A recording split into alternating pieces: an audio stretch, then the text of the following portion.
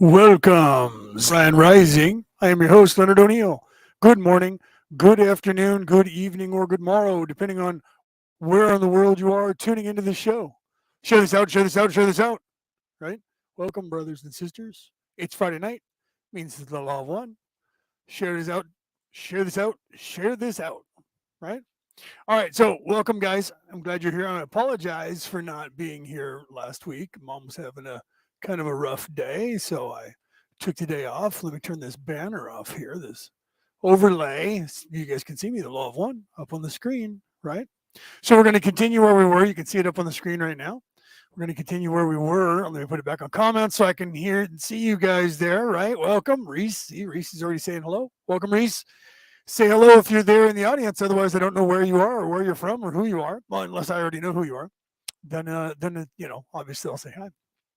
So, law of one. We're on session 8, the ending of session 8, question 29. We're going to get right into session 9. And obviously we're going to be talking about it and discussing it quite a bit. And I'm holding up my lapel mic because that seems to work better with sound, and it doesn't break up when I move, which the boom mic was doing if I move the wrong way. So this one, in fact, it's probably now louder. Oh, I got to turn the sound up too for when Raw plays. So let me do that. I don't want it too loud because it drowns out my mother in the other room, but it's pretty loud as it is. We'll see. If it's not loud enough, let me know. And I'll turn it up. I'll leave I'm going to put the microphone buffer back on. That way, when I'm moving, I don't hit it like now when you hit the T's and the S's.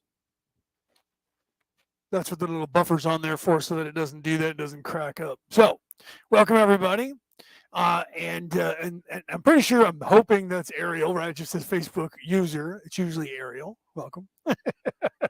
Good to see you. Okay, so law of one. We're going to get right into that. I'm not going to waste too much time, but please share this out. I don't share it out. I used to share it out ahead of time. I used to set the key and then share it out ahead of time, but I kept get put in jail, in Facebook jail, and that means that I can't broadcast.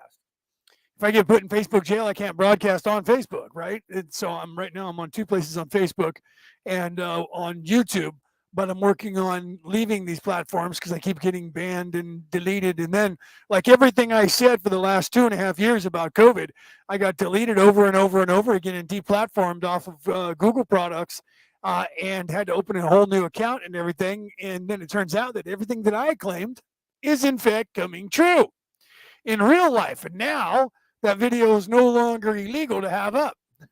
Right? Welcome, Penny. Well, nice to see you that you're back and staying back. You were gone for a while, right? And then you've been back now for a little while, and I'm glad to have you back. Okay, so no politics. I'm not going to get involved in that. We got enough of that going on. If you're watching any television anywhere in the United States, all you see on every commercial break is politics on every commercial, right? For whatever area you live in, vote this guy in, vote that guy, girl in, whatever, right? And then hate speech, hate speech, hate speech on the news on both sides because they're all vying for a job. They wouldn't be saying any of this if it wasn't time to get reelected. They'd all be quiet and doing their secret shit like they normally do. That's my soapbox for the day. But you can't trust either party. The political landscape is a religion, and is no different than the money grubbing corporate heads. It's all the same religion. They're all out for control, power over you, me, and everybody else, and corruption. That's, you have to look at it. That's what is the nefariousness that Raw is warning us about, that got us stuck into this place where we're stuck, right? All of that is that religion, and you have to realize that it is a religion. To think that it's not a religion is folly, and that's what got us into this problem. That kind of thinking got us stuck because everybody believed that there was the only religions are the religions that are following some good god, right? And that's it. And then there's that satanic one, which is completely invented, and whatever they stand for, we stand for the opposite. Because that's all that it really is. They took all their everything and just turned it from Christianity, Judaism, and Hinduism. They took the big 3 and then said upside down, right? That's all they did. Even their creed, do what thou wilt, came from the pagans, so the big 4. It came from the pagans who said, do what thou wilt, but harm none. They just dropped off but the harm none part and do what thou wilt. because I can be evil. I can do whatever I want to people. So, and manipulating. So that whole thing, the power, money, control, all of that is the religion of evil, the religion of people who are in service to self. And that's what Raw's warning about, not just, oh, guess what, guys? We screwed you up along with a few other people and got you stuck, and we're here to try and help. But what exactly, how did you get stuck? Why are we stuck? What is going on and who's doing it is so important, because that is exactly what's going on now and why, right? But, above all of that, it's a necessary evil in this place, except they weren't supposed to get us stuck, right? So now that people are stuck, I have to digress and everybody else has to, and we have to go back down to the lower level vibration and then grab people and kind of bring them, up towards us, right? Penny says, that is how I feel about half of what you talk about. I have always just known, right? Right? Because the truth is, most of you who tune in, I'm not here for all the people that are completely lost, all of a sudden waking up and going, wow, lead me, Leo. That's not what I'm here for. I'm not here. I'm not a savior. I'm not here to lead. I'm not Jesus. I'm not Muhammad. I'm not Moses. They're not going to remember me in history as the greatest mind of all time. I'm not Mahatma Gandhi. I'm not going to go down in history as something fabulous and any of that. I doubt that people will even remember me when I die. Most of you probably won't even notice that I'm gone if I were to die tomorrow. All of a sudden the show would stop and you'd go, I don't know, I got other things to do. So the channels with 400 million podcasts. See my point? But that's part of the distraction, right? So I know that. I'm not here for that. I'm here to wake up the lions. So those of you who find me and you resonate with me and you tune in, it's because you're a lion. And your job, because you came here to do that, whether you're here for the first time, the 10th time, or whether you signed on as a wanderer to be here 100,000 years ago, you're here for the same reason, to graduate and to help others graduate, because you are, in fact, in service to others. Because if you come here and you see me talk and you're here for more than 10, 15 minutes and you're in service to self, you're going to hate my guts and you're going to fucking bail. You're going to change the channel and go, that fucking guy's an idiot, doesn't know what he's talking about. Fuck, I could do better than that, because you're going to be all ego. And whatever I say is going to piss you off, because everything that I say is anti your stance on the world if you're in service to others, or I'm in service to self. So if you resonate with what I'm saying, it's because you were supposed to be here, because I'm supposed to give you information that is going to help you. And in doing so, and interacting with you in the audience, you're also, that's why it's called teach, learn, teach. You're also going to give me information that's going to help me to better myself and to ascend to a higher place. I wouldn't be doing this if I thought I had all the knowledge and I had nothing to gain from any of you. That's arrogance. That's ego. And anybody who acts like that, and they have a class and they act like I'm the one who's teaching you everything and you don't know anything and just listen to me and be quiet, that's a person that is not in service to others, because they don't know the difference between teaching and teach, learn, teaching. Okay? And they believe, ego has them believing that they're in charge and that they know everything and they have to bestow it upon you. And if it weren't for them bestowing it upon you, you'd be lost and you'd never learn anything. That's a person you need to walk away from or run from as fast as you can. Okay. Right. Penny says, to awake all that I can. That's why I find so many beginners, spiritual people. Right. Because all of us, that's why I don't get mad when people say, oh man, you only have like 10 or 12 people on your show. Yeah. I'm not here. If I wanted 100,000, that's just like on TikTok. I post shit on TikTok and it's mostly inspirational, 99%. Of what sometimes it's just fun shit, right? But 99% of what I post on TikTok is inspirational. Am I going to get 1 million likes or 1 million views because of that? No, I'm not. And I know that. Okay. Chinese probably don't like it because they're trying to get all my information just like Google, right? So they want me to be more popular, but they don't, because I'm teaching people the opposite of their religion. So, and that's Penny, and that's the truth of it. And I say this all the time. As we ascend and we become the adults, that's when things become apparent to you. Get that? That became apparent to me. See that trick of words that we don't realize what that word means. that became apparent to me. That dawned on me, right? It became apparent to me. When it dawns on you, what is that? The light lit up. So you saw things clearer. When something becomes apparent to you, apparent, right? But it's spelled slightly different. But that's just like saying the Schumann resonance, which is in fact the wavelength of the human resonance, human spirituality. But it was named after the guy who discovered it, and his name happened to be Schumann, which is very what? I mean, Schumann. Come on, let's be serious. That wasn't done on accident. Okay. Same thing with something becoming apparent to you. When you become a parent or an adult, you look at the world differently and you realize the children need helping. And Penny, that's why, with what you were saying there. Welcome, C. I don't know what the C stands for though. C. Rose. What is that? Stephenson? Oh, Stephenson. Is that Stephenson or Stevenson? I know that some people say Stephenson because his PH. My stepfather, his name was Stephen with a PH, but most people said Stephen. He didn't correct them half the time. He'd be just like, whatever. It's, because Steve is a nickname for Stephen. So Stephenson, right? So welcome, by the way. Penny says, I was 12 when I woke up for the second time since I came here awake. Well, that, most of us come through when we're kids and we wake up early. I was 8. But what happens is if you don't have parents that continue to keep you awake, society puts you to sleep and with their indoctrination. School, right? First school starts, and if you go to college, that's even worse. Especially nowadays here in the United States, if you go to a college and you're young, they are twisting your mind like nobody's business, right? I mean, you go to school here in the United States, the first thing they have you do is pledge allegiance to the flag, right? And, because that's what they do, indoctrinate you. So, you know what I'm saying? So you're not as free as you think you are. But agreed. So a lot of times what happens is people get put back to sleep and told not to think about and do the things or pay attention to those voices in their head or whatever, but especially when they're not nefarious.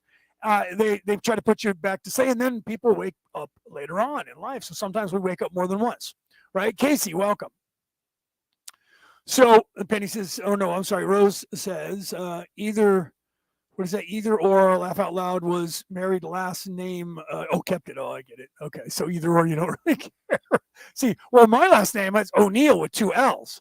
And everybody takes the 1 L off because they think it's a typo. So my last name, when I tell people, when I spell my last name is, and this is no joke, I always say, my first name is Leonard, and I spell that because they don't know how to spell it right. Then I say O'Neill, O apostrophe. I have to put the apostrophe in because there is an apostrophe there, O apostrophe, Neill, no typo. So I have to say that. No, so my last name is like O'Neill, no typo. Right? So again, that's funny, right? Casey, welcome, right? So, oh, you're on the other channel saying hello. See, which one is that, Casey? Is that on my personal page or on the psychic page where you go? Because one of those, for some reason, I have to go there and turn it on to public so that it comes here. So tell me which one it is, and I'll stop broadcasting there and just do it on Orion Rising. If I have to do that, I'll do that because I'm already thinking about stopping broadcasting only on one place on Facebook. But I've been trying to get more people, so I've been trying to incorporate the psychic reading group, right? And so if I don't, and I can't click it for some reason, when I click on it in StreamYard, I can't click on for public, and sometimes it's on private, and because of that, all of the remarks stay on that channel. So let me know, Casey, which one you were on. If you were on my page, Leonard O'Neill, or if you were on the. So you thought you were on Orion Rising. See, that says that it's public, but you never know. Because I put it somewhere else too, it might change that. I'm going to have to go in there and check the settings because that's annoying to me that I don't know you guys are there on Orion Rising talking in the chat because I used to have other monitors up, so it didn't matter. Maybe I'll just have to go back to putting up another couple monitors.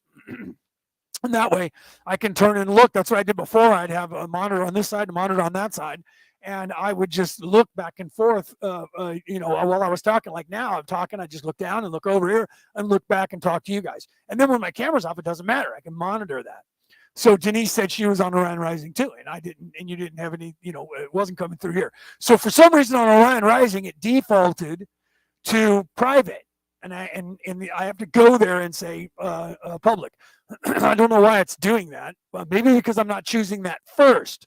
No, because I am choosing that. Well, I'm choosing YouTube first. So maybe YouTube I have it changed. I had to go to YouTube and change it to public. So everything that I post on there automatically goes public.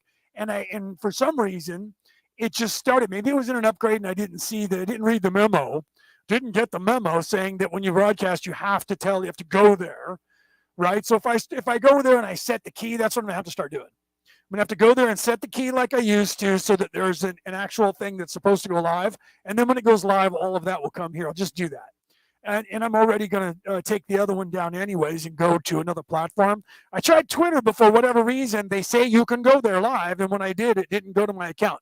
Maybe it went to a different account. I have like 3. I'll have to check. Didn't go to the main one that I'm using, which is the one I thought it was going to. So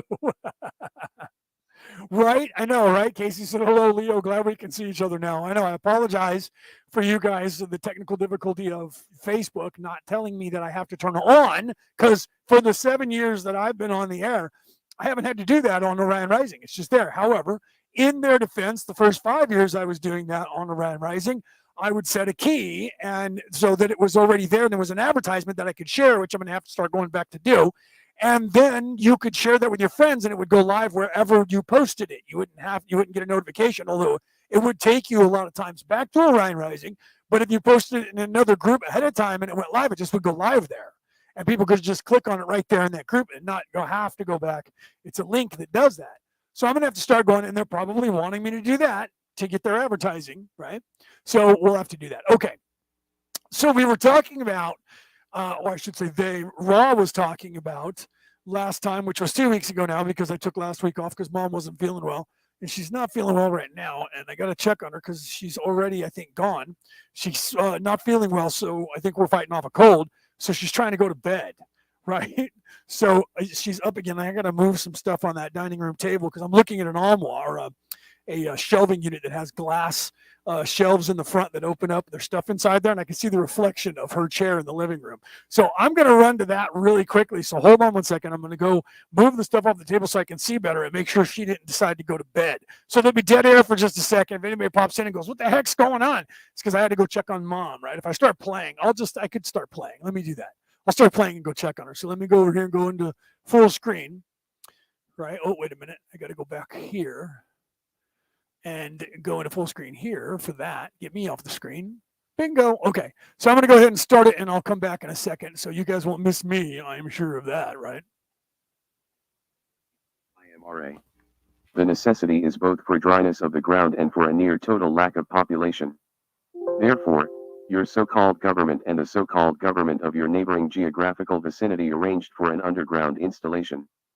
The government officials who agreed did not know the use to which their land would be put, but thought it a governmental research installation for use in what you would call bacteriological warfare. RA, IMRA. The necessity is both for dryness of the ground and for a near total lack of population. Therefore, your so-called government and the so-called government of your neighboring geographical vicinity arranged for an underground installation. The government officials who agreed did not know the use to which their land would be put, but thought it a governmental research installation for use in what you would call bacteriological warfare. So you got to love that, right? So I backed up a little bit. Okay, so we're going to go ahead and get forward from here. Some of you remember this from a couple weeks ago. Some of you may not, right? That's why I backed up a little bit. But so what we were talking about was the underground military bases and the drones back in 1982 or 1981 that our federal government had, and Don, the questioner, he's kind of tripping on it because it's like freaking him out because he had never even fathomed that. He was talking about UFOs, right? Right, Denise said, just glad to be back and see my family. I know, thank you. I love you, and I apologize that I had to take off. Now I can see Mom's back. I can see her. I had set my hat on top of the box on the dining room table, and I didn't realize that it was right in my view to look out there and see the reflection of Mom in the other room, which I didn't set up that way. It just happens that that's where she sits. And it just happens that where I'm sitting here in my office, I can look out down the hall, out to the dining room, into the reflection, and I can see her perfectly sitting in her chair in the living room watching television. Isn't that funny? Okay, so let's continue here. So that's what he's talking about is, and here you can see that they thought that it was going to be some bioweapons, right? Biological. The government officials who agreed did not know the use to which their land would be put, but thought the government that it thought it a government research installation for use in what you would call biological warfare. So it's funny. So Mexico was like, "Oh yeah, you guys want to have a bioweapons base underground in our country? Sure, no problem." And not only are we having that, obviously, but mostly not because most of that's over. I'm sorry, in the Ukraine, where there's like 128 bioweapons plants that they claim, you can get deleted. I got deleted for talking about that. However, it's been verified by the United Nations, right? Why do you think? Why is it that America is so hard pressed to save Ukraine? Because everything that America is working on used to be in China and got caught, and the Chinese then kicked them out. So the bioweapons platforms that were in China, which caused the coup, it got caught, and everybody's aware of that and looking there. So they had already moved everything over into the Ukraine and been propping them up. So you think there's been oligarchs in charge of the Ukraine?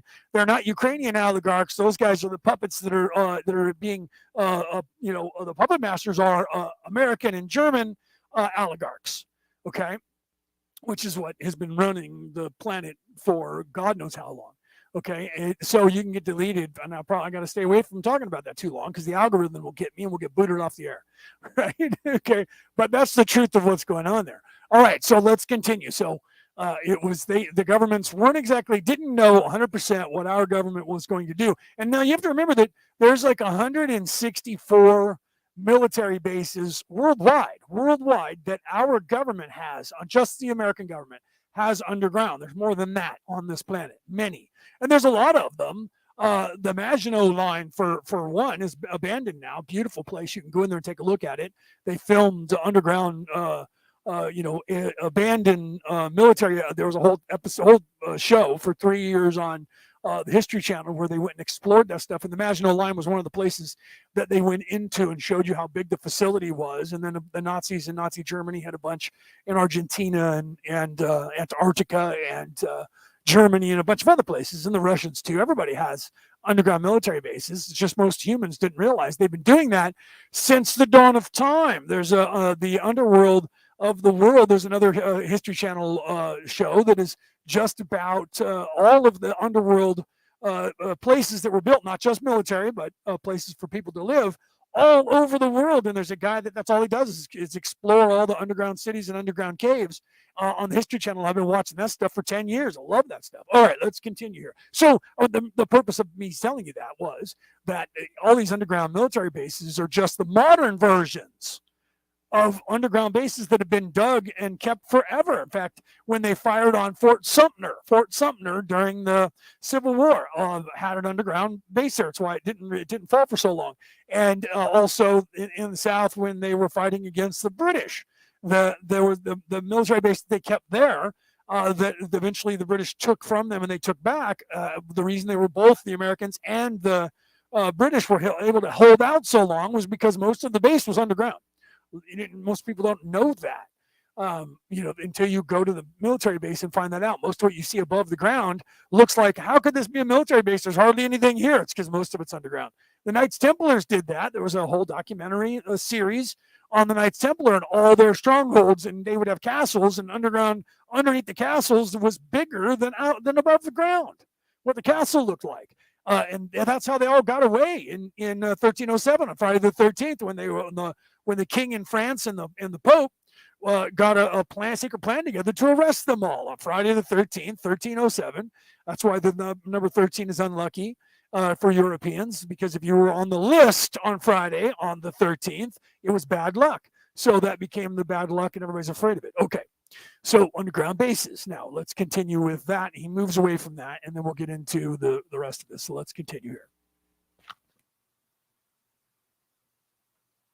8.30 Questioner, is this the type of craft that Dan Fry was transported in? RA, I am RA. The one known as Daniel was, in thought form, transported by Confederation thoughtform vehicular illusion in order to give us mind/body/spirit complex data so that we might see how this type of contact aided your people in the uncovering of the intelligent infinity behind the illusion of limits. 8.31 Questioner, would it be possible for any of us to have some type of contact with the Confederation in a more direct way? RA, I am RA. In observing the distortions of those who underwent this experiential sequence, we decided to gradually back off, shall I say, from direct contact in thought form. The least distortion seems to be available in mind-to-mind communication. Therefore, the request to be taken aboard is not one we care to comply with. You are most valuable in your present orientation.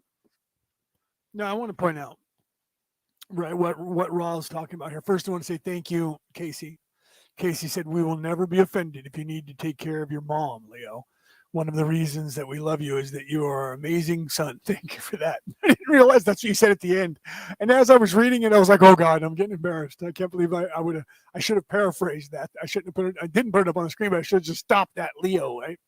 I'm humble enough to not have to say that out loud. So I apologize if people go, oh, he's big headed. Listen to that crap. He had to make sure that he got that praise in. No, that wasn't my intention. I was just going to say thank you for saying that. And then I just kept reading because it was there in front of me. And as I was reading it, I went, oh God, look at that. Okay, thank you. So I thank you very much. And I love you guys too for understanding and caring. So what we're talking about here, right, is this is kind of important because he just kind of glasses over it. Let me go back and read this again. In observing the distortion of those who underwent this experimental sequence, talking about, he had said earlier, there I go again with the vernacular being wrong. They said earlier, said earlier that talking about some people who mentally think they're being abducted, right? And then it's actually just a memory that's been implanted into their head because their spirit or their soul wants to be opened up to the idea that there's something more than there is just here on this planet.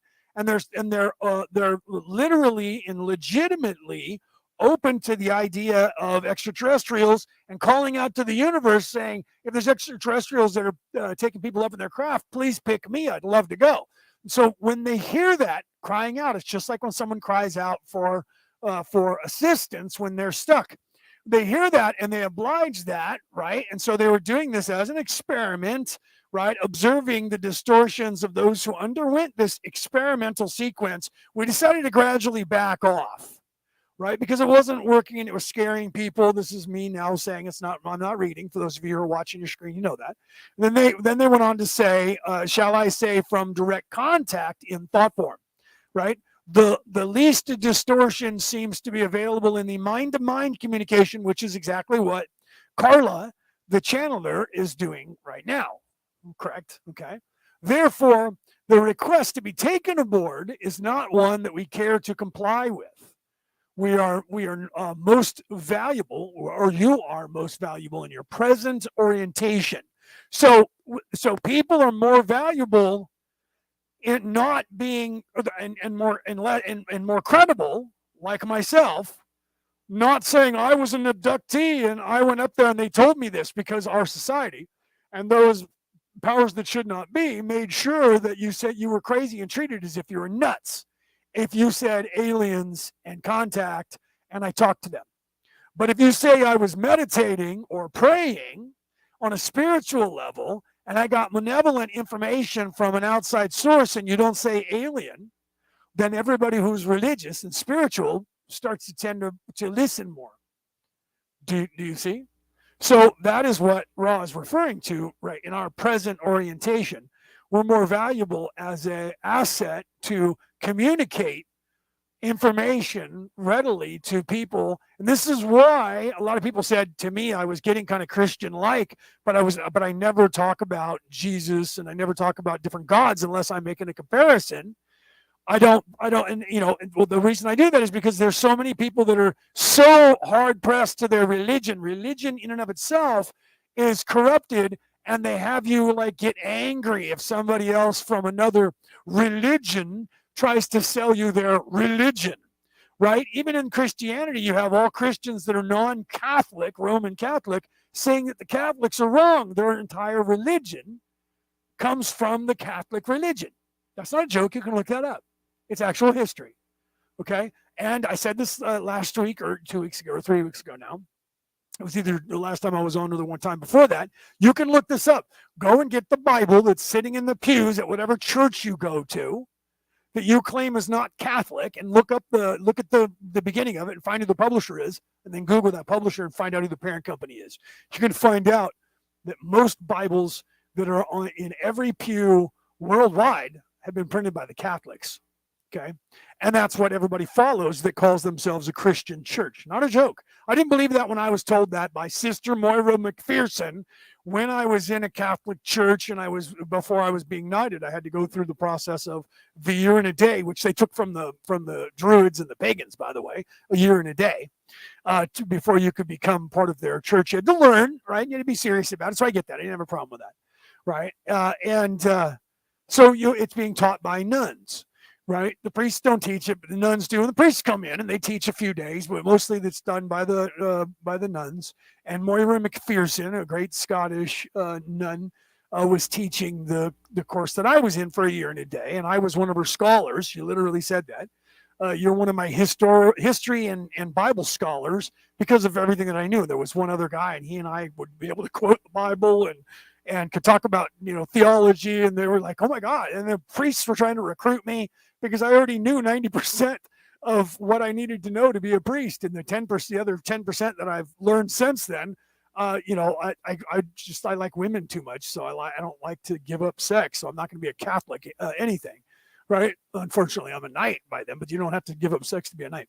Okay, so all of that's corrupted to the point where they all get you believing that everybody else is your enemy.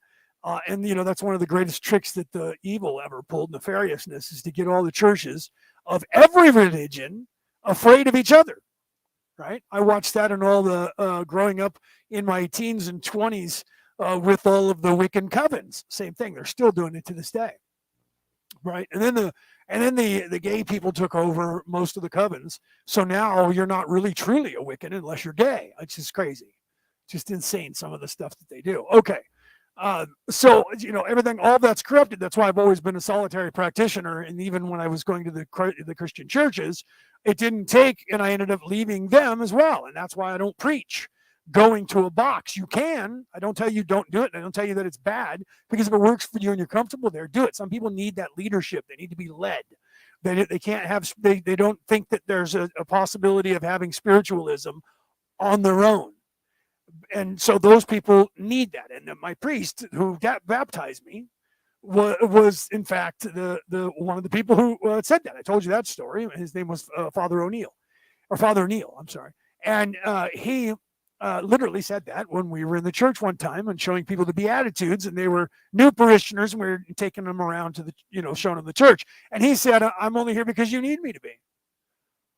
And they were like, what? And they were all flabbergasted. And he was like, some people need a priest to give them absolution. Not that I'm needed, because God knows when you're truly sorry. But some humans need another human who works for the church to wave his hand and say, you are forgiven, to think they're forgiven. So there's a necessity. There's there's a place for everyone, and everyone has their own pace and their own path. To ascension, which is, what's funny is I play World of Warcraft, and one of the expansions is about that. One of the expansions is about ascending and learning all these different spiritual things that you need to learn, which is what humans need to learn. Somebody who wrote the program did a great job for the expansion.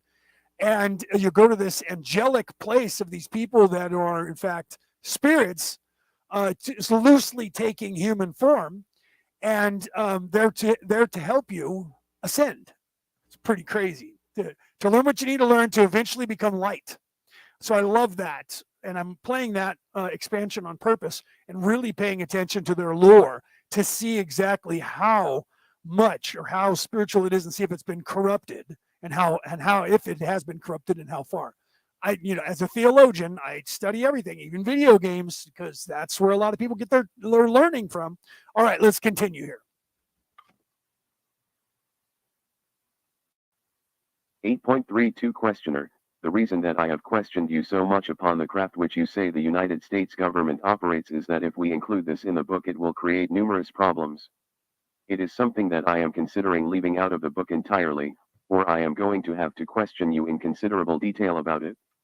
It's difficult to even question in this area, but I would like maybe to ask a few more questions about it with still the possible option of leaving it out of the book. What are the diameter of these craft the United States inaudible? RA, I am RA. I suggest that this be the last question for this session. We will speak as you deem fit in further sessions, asking you to be guided by your own discernment only. The approximate diameter, given several model changes, is 23 of your feet, as you measure. May we ask at this time if you have a needed short query before we end this session? 23-foot diameter for the spaceship in 1981. So they were already building 23-foot diameter craft in 1981. Let's continue. 8.33 Questioner, is there anything that we can do to make the instrument more comfortable? RA, I am RA. The instrument is well balanced. It is possible to make small corrections in the configuration of the spine of the instrument that it be straighter. Continue also to carefully monitor the placement and orientation of the symbols used. This particular session, the sensor is slightly off and, therefore, this instrument will experience a slight discomfort. 8.34 Questioner, is the sensor off with respect to angle or with respect to lateral displacement? RA, there is an approximate 3-degree displacement from proper perpendicularity. I am RA.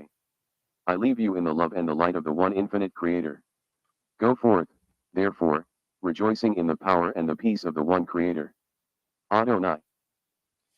Okay, so I wanted to point out the sensor that they were talking about. There is an incense sensor, and how the incense is placed in it, and the angle of the stick of incense that's in the. In fact, if you guys go to Orion Rising and look at the photos in Orion Rising, I actually took the actual photos from the LL research group of Carla and Dawn and Leonard at the time, of the photos they took back in 1981, of Carla laying on the in the bed with all of the stuff on her, and the you can see the cassette tape sitting on her chest, and you can see behind her head the Bible is open, and there's a little altar, and the Bible's open to a certain page with a certain verse showing, and there's a candle that they light, that's a white candle, and an incense burner, and they burn a certain incense and light the candle,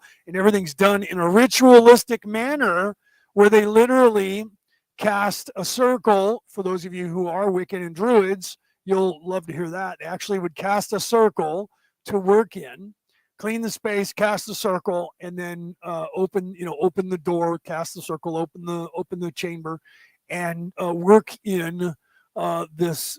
And when we say a circle, it's a bubble. Working slightly out of phase with this reality, and everything has to be at the right angles. That's why he said there was a slight degree off from the sensor, and they adjust those things depending on the time of year and the place, because they moved during the course of between 81 and 84. They moved at least once, and I think twice, from the place they were at to a new place, and then to an ultimate place towards the end. So they had had to cleanse the structure they were in, the surrounding landscape that they owned or that they were on, and then find the right place. And they had Carla's head facing east by northeast, not true north, not true east, and then east in one other place. And everything had to be placed in a certain place, and Ra would help them adjust that to tune in her frequency to be able to hear them and to be able to channel them. Right. So it was pretty intense. And they were constantly, that's why you see at the end of every channeling session, you see it's redundant, but I leave it there because it's important. That the same things happen where Dawn says, is there anything that we can do to help this channeler do better or be better or be physically more capable or healthy, and then Ra helps them, and sometimes they go, no, things are fine, right? But that's important if you're the channel, very. So so them doing that, and Dawn doing that, is helping Carla to be able to channel and to keep that channel open as long as they can and as often, right? Yes, yeah. Casey said, did they use was that auctional lines, right? The ley lines and all of that? Am I saying that right? Yes. Or is it actional, right? Is that what you're saying? Either way, it's the ley lines, right? The English hate to use that word, so it's good you're using the terminology that you, because to them, a ley line is different than the energy lines of the planet. It's just like the ego. We say check your ego at the door. That really gets Europeans upset when we say that, as Americans. But we understand what it means, and what we're saying is literally we don't need anyone who is full of ego in service to self here in here. So if you are, check that and check it at the door. Check that attitude at the door, because here is people who are in service to others freely, without any malice. So we don't go through all of that to say those things to a person. We just say check your ego at the door. But we, as growing up in America, we understand through trial and error and time in that that's what that means when we say that. Right? They get upset and they go, I don't talk to those people because they don't realize that they're wrong, and they don't realize we need the ego to learn. Yes, we know that. Most people do understand that. Not everyone who says it understands it. It's like teaching somebody the word football, right? To the rest of the world, that means soccer, right? I mean, it literally means football, and to Americans, football means this American football, which is part rugby, part soccer, that they took and blended the two to make this game that we play here only in America and Canada, right? So we know that when we say football, and we hear someone from another country say football, not all Americans realize they're talking about what we would call soccer, right? So it's the same thing. Not all Americans realize that the ego is something that they need to learn, but not all humans. Only 10% of most humans on the planet realize what the ego is and what it's for. That's like most people don't know what the id is, right? But if I use the term and talk about that, so yes, Casey, you were saying that right. But if I use the word, if I say id, people go, what is that? They don't even know what that is. 90% of the population never heard of Freud, and they don't know that he made up this thing called an id, just like shadow work. If you don't know who Carl Jung is, you don't know what shadow work is, because he's the one that coined the term. That's why there's, in fact, the Carl Jung Institute, was because of him with shadow work and his theories about spirituality and shadow work and his work. And all of the things that he did, pioneering all of that to show people and to put it into perspective of what we need to do to better ourselves and what the process is for humans and our soul. And that's why there's an entire institute worldwide that people want to get involved in, that has to do with everything that has to do with spirituality, be it alchemy, be it physics, be it whatever, mathematics, and downright spirituality. Okay, so yes, you said that right. The lines, the energy lines of the place where they were at, that's how they chose where they were going to move and where they were going to be, was made sure that an energy line, if not an intersection, would be in the domicile that they were broadcasting from or channeling from. But they don't talk about that much.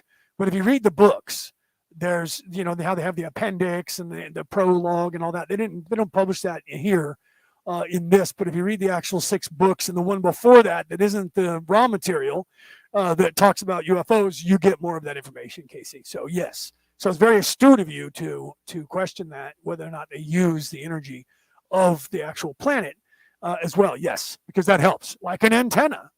And the water underground makes itself another energy line, even if it's not a natural energy line. If it connects with energy lines, the energy will flow through water, just like crystalline areas, beaches and sandstone and that sort of stuff, salt and that. But that stuff acts like a giant, say like a lake, like here at Salt Lake, and you go out there and the big salt flats are there. That entire area has more energy than anywhere else that just has regular dirt. Right? But it may not be channeled like water is moving in a river, right? Like it would be more like a lake. So you would still have the energy there as a big well, but it's not moving from one place to another constantly like a river would be or the oceans are. Okay, so let's continue. I don't know if I rang that out too much for you guys, but to understand that that was a sensor, the sensor of incense, and that's why it's a mathematical equation, and everything has to be perfect, including Casey. Thank you for bringing that point up. Where and where the lines, energy lines, are to gain the most energy for this broadcast to be able to come through and to be able to channel it and then understand it. Okay, let's continue. So now this is session 9, by the way. We're going to start that. This took place, you can see on your screen, January 27th, 1981, session 9. Let's continue here. January 27th, 1981. 9.0 RA, I am RA. I greet you in the love and the light of our infinite Creator. We communicate now. 9.1 Questioner, we are definitely going to make the Law of One the primary portion of this book. I apologize for getting sidetracked on these subjects. We're in the position of, shall we say, beating around as to what direction to go with the book to begin with. For this reason I have asked a few questions and probably will ask a few more questions in the early part of these sessions that will be somewhat meaningless with respect to application of the Law of One because my own ignorance what I'm doing. However, I expect to become more proficient rapidly while we go on. There are a couple of questions that are probably meaningless, but if I could get them out of the way. They're bothering me a little bit. Is it possible for you to suggest a publisher for this book? That's funny, right? At this point, they didn't realize there was going to be 106 channeling sessions and 6 books that were all going to be called the raw material. Right? At this point, he was like, you could hear Don's very, and I like that he left that in. They could have skipped over all this and edited it out. So that shows his humility, that he was pretty humble at that point by saying, look, at this point, we really didn't have any idea where this was going. And he just said that right there. We're still trying to get a handle on what we're going to do. In fact, he's asking Raw if they could tell him where he could publish. Right? I mean, I love his humility there, and I just had to point that out. I'm a fan, so that was kind of cool that he was like, "Look, we didn't really even know where we were going at this point, man. We didn't even know how we were going to get it published. We just knew that this portion was going to be the raw material." It turned out 6 books called the raw material. All right, let's continue. Well, of course, snarky Raw, no. No. 9.2 Questioner. Is it possible for you to tell us of anything in our past incarnations, our past experiences before this incarnation? RA, I am RA. It is possible. However, such information as this is carefully guarded by your mind/body/spirit being totality so that your present space/time experiences will be undiluted. Let us scan for Okay, that became important to those of you who are wondering, right? Well, so why all of this and what's going on, right? I don't believe any of this. This is important because literally your higher self, right? Your spirit complex, higher spirit complex, doesn't allow you to know all of this that Ra's talking about and that I talk about, and a lot of you, most of you that are in the audience, talk about daily, because you're not ready. People aren't ready. So you have to realize this. I had to go through that learning curve, and all of you out there, I'm sure, that are in the audience went through it, and some of you haven't yet, but you will. And if you're new to this, then you don't know, because you might be that person. Your mind will be a denier on purpose because you're not ready, and you're not in a spiritual place and ready. And this is the hardest thing for people to get, because someone who is not spiritual at all says you guys just make that crap up, and then you just make up the crap that says, well, your mind won't let you realize it to be true until you're ready for it. So therefore, it's obvious that I'm not ready for it, right? And then their ego comes into play, and they get angry at you and call you names because you're like, and so, but on the other side of the coin, when you first become awake, and this is my warning, and I went through it, you can't tell people, well, you don't get it because you're not awake, man, because they're not awake. That's like talking to a drunk, right? Don't ever argue with a drunk, because people aren't going to know what the difference between the two of you is, because the drunk is there when they're drunk and they're in that place to where they've checked out, they're just on autopilot. You can't, there's no reasoning with them. And it's the same thing with a person who gets angry. When somebody is enraged, you can't reason with them because they're in their lizard brain. The same thing happens spiritually when you're completely turned off, right, and veiled. If you're not ready to wake up, you're not in a spiritual place to start to wake up, you will not. And you will not believe a word that somebody says. That person is crazy. I'm sure that there's more people on this planet who hear me and think I'm nuts than there are that are not. I'm sure of that. I was that person 10 years ago. A lot of what I say now, if you would have said to me 10 years ago, I would have been like, oh my God, this guy's crazy. You need to stop listening to him, because I wasn't awake enough to get it, right? I don't know if it was 10 years ago, because I've been pretty open. I've been preaching our energy and the way we talk to and act and think about other people, projecting that on them is us projecting part of ourselves onto them. And in fact, that is us being them and them being us. And I've been talking about, that's why I was writing the book called The Way, till I realized that there was the Tao Te Ching, which is the book of the way, that was written hundreds of years. What is that? 800 and some odd years, 834 years before Jesus Christ was even born. That book was written. So I'm not really writing a book called The Way anymore, because that's just would be my interpretation of a book that was older, more than 2,000 years old, right? And so why write it?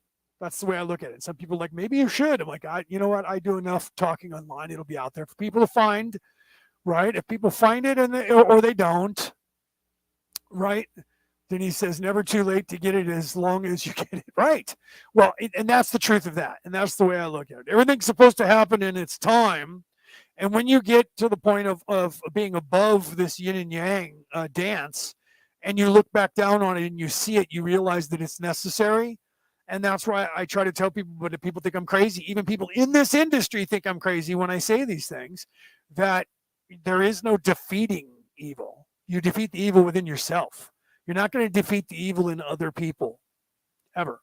So people that have chosen that, like all the politicians and all the people in business and the governments and the militaries and all the control, that not just that, but like the teachers unions and all these other places who started out to be a good thing, but now they're corrupted into a political machine.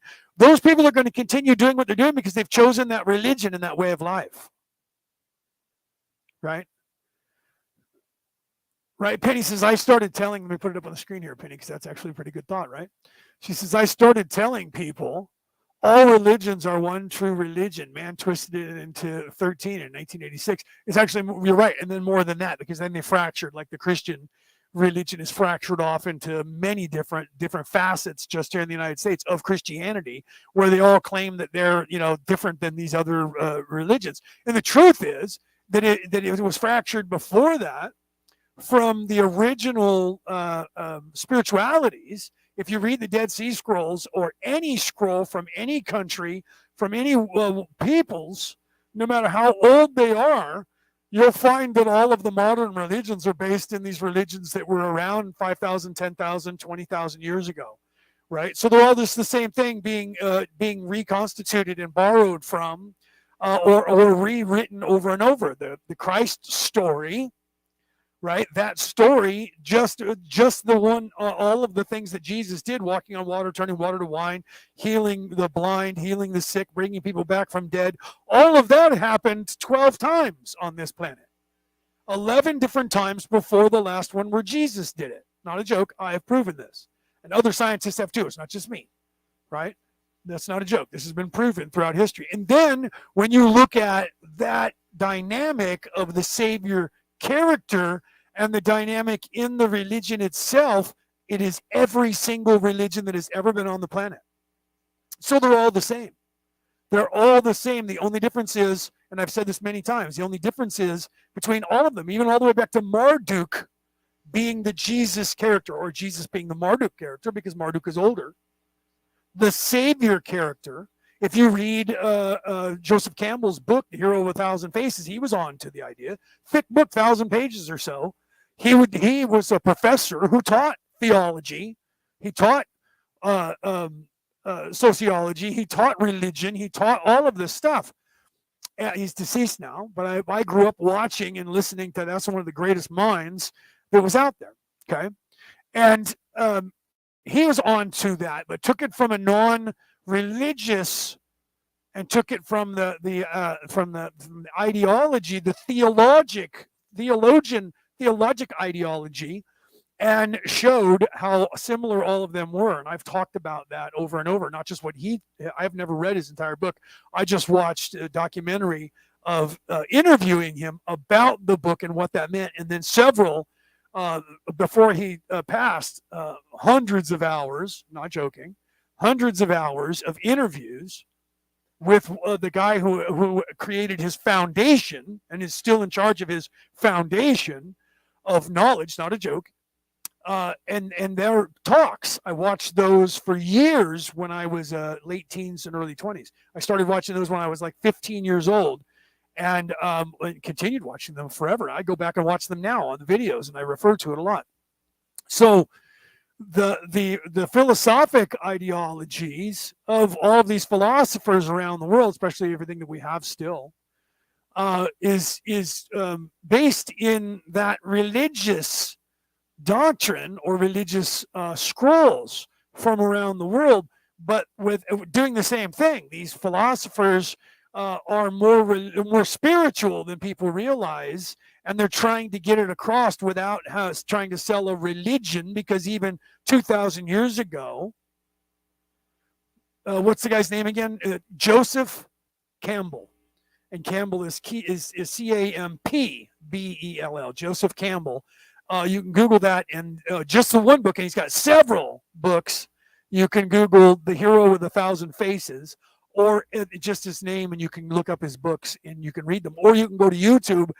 But they've chopped up his videos into like 30-second spots now. You used to be able to watch a 2-hour show. I can't find those anymore, YouTube, because they monetize everything. People chop up his stuff into little teeny segments. So you'd be better served, Casey. Casey asked that question for those of you listening to the MP3 file. I said, what was the name again? That wasn't just me. That was Casey saying, what was the name again? Joseph Campbell, like Joseph of Arimathea. If you're religious, you understand how to spell that word. Joseph Campbell. And he was a teacher, a professor here in the United States. And he didn't die too long ago. Well, yes, now he's been dead for quite a few years, 20 years or so, 30 years or so. However, just if you watch him speak, he was on talking about Jung. You can Google that one on YouTube, where he's up there and he shows you the diagram drawing that Jung, if I say it proper, it's not Carl Jung, it's Carl Jung. If I say it proper, that word actually, you should look up what that word means in English, by the way. It means heart or love. That's his last name was apropos. Again, when I talk about like the Schumann resonance, apropos, the aproposness of different people in history who, when you look up their names and what their names actually mean, you find out that it is what they do. So I'm a title. My name's a title. I've said that many times. My first, my middle, and my last name are titles, and it is what I do. And my DNA is what I do.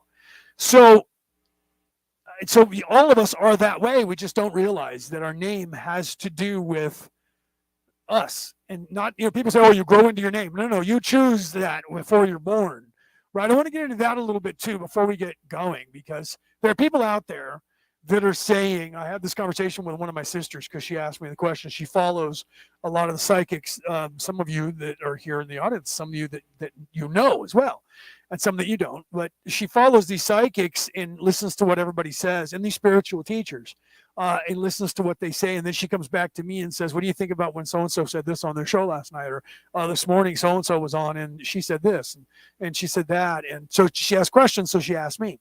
And we discuss it. So she had said, one of the girls, I'm not going to say who it was, but she's not here. So it's none of you guys. Right? So I didn't want anybody thinking I'm picking on you. None of you guys that are here. But she said one of the girls had said on the air that that when and where and how we die is under contract, that we contract that before we're born. And I said, see, that's kind of complicated. Now, and the reason I say this is because what just was said by Ra ties into this, okay? With your higher self not allowing you to know certain knowledge until you're ready to know it. So you have to go through certain steps to actually learn things, to ascend to a certain place before you get to know knowledge. It's like magic with a K. If you're a Wiccan or pagan or druid, you understand what that means. The high magic is the magic with a K, and the low magic is magic with a C. Okay. Low magic is the sleight of hand magic and stuff for novices. When you know a certain amount of knowledge, you gain this. I did an entire 3-hour show with people from around the world. Aaron was one of the people that was there. Shaman Aaron.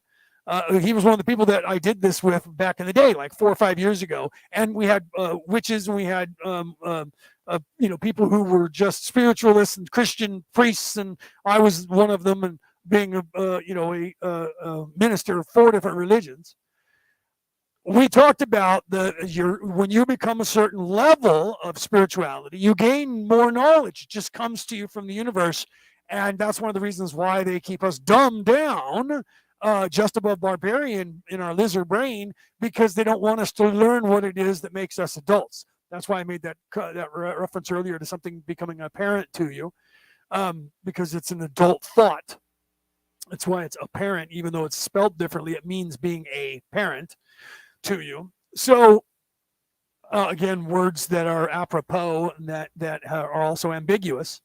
So this information comes to you at a certain level. The same thing happens in spirituality, and that's why you don't get to know things when you get to a certain level. Okay.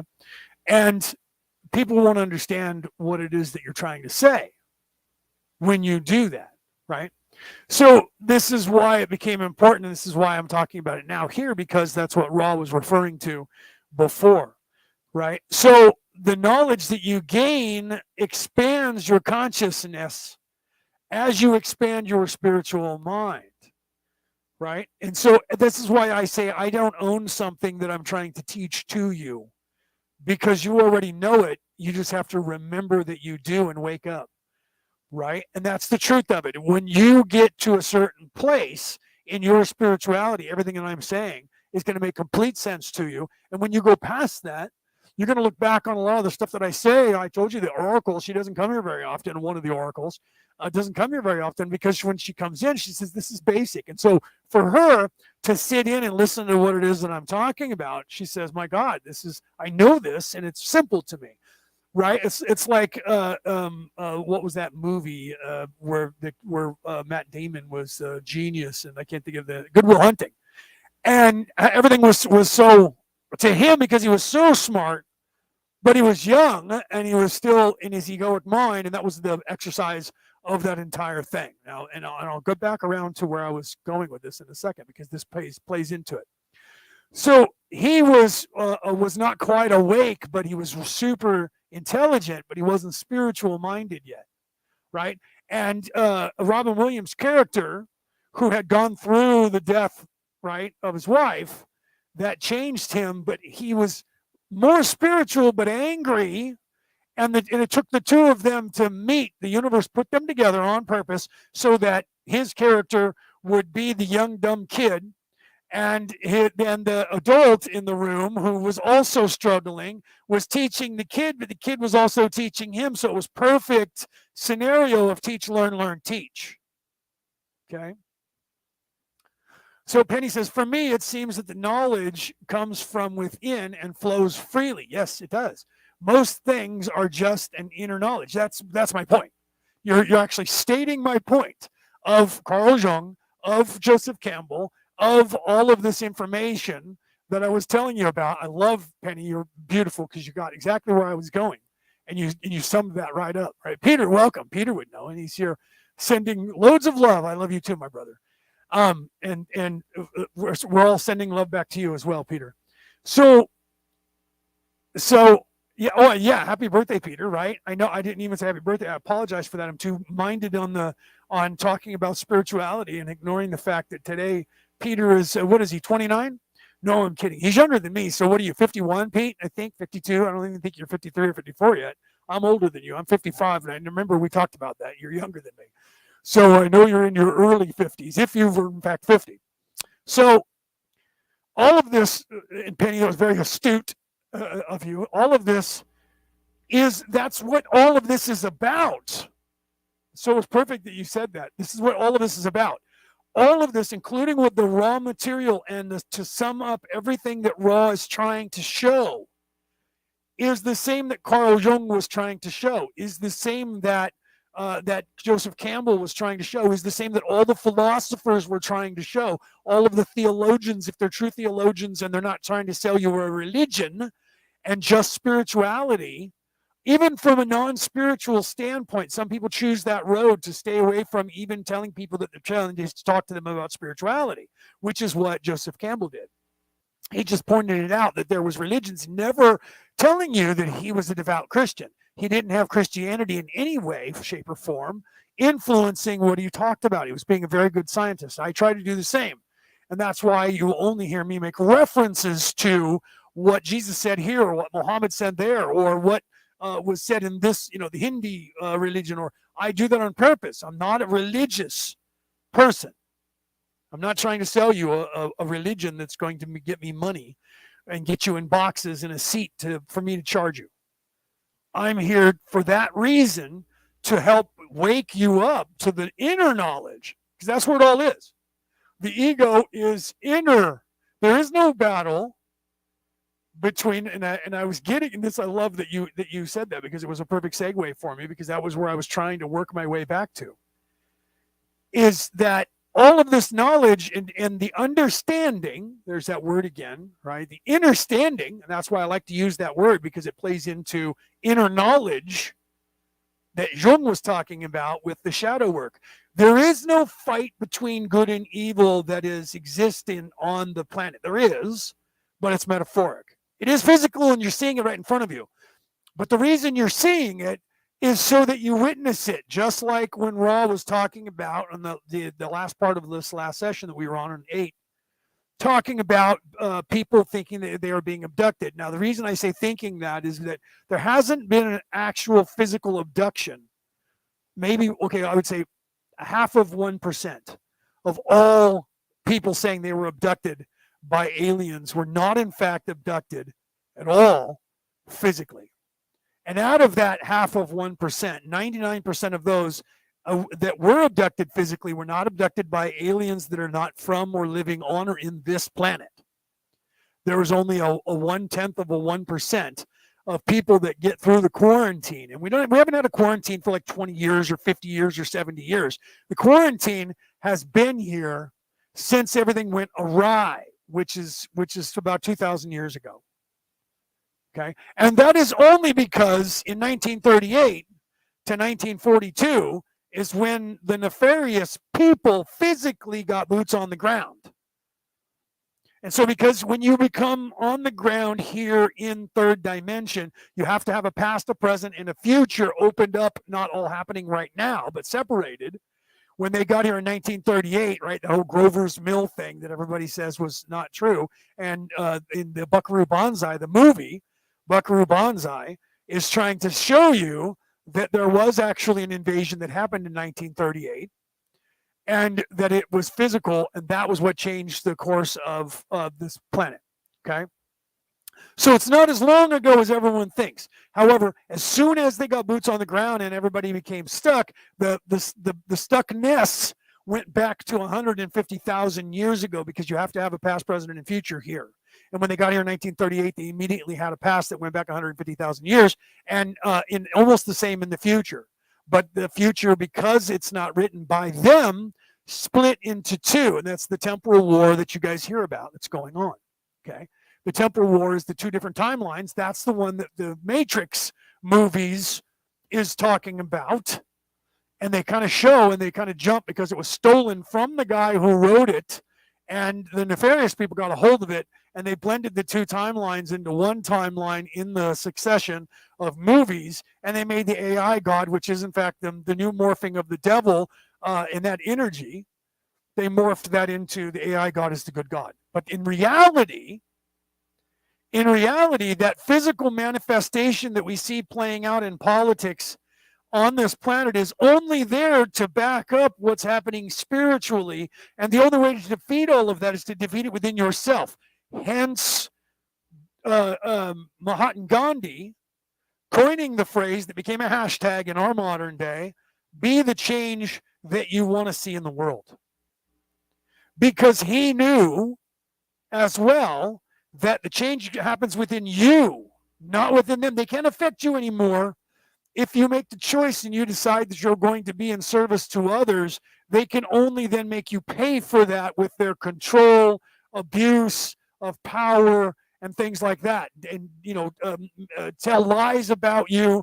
This is why on the religious side, the spiritual side, the Ten Commandments, that anyone who is in any way Christian believes in, one of them is don't lie about other people and bear false witness. Why is that? Because if you're in service to others, you don't do those things that people who are in service to self do. So if you look at all the religions, they all have their ideology and form of those laws teaching you if you are in service to others, you don't act a certain way, including up to and including not to exclude anybody. And this is what the Jedi way, which is in fact a real religion in some parts of the world, has become a spiritual ideology. That's why when I say I'm a Jedi Knight, I'm actually listed in the Jedi Temple, which they don't acknowledge in this country or in anywhere in Europe because it's from down under.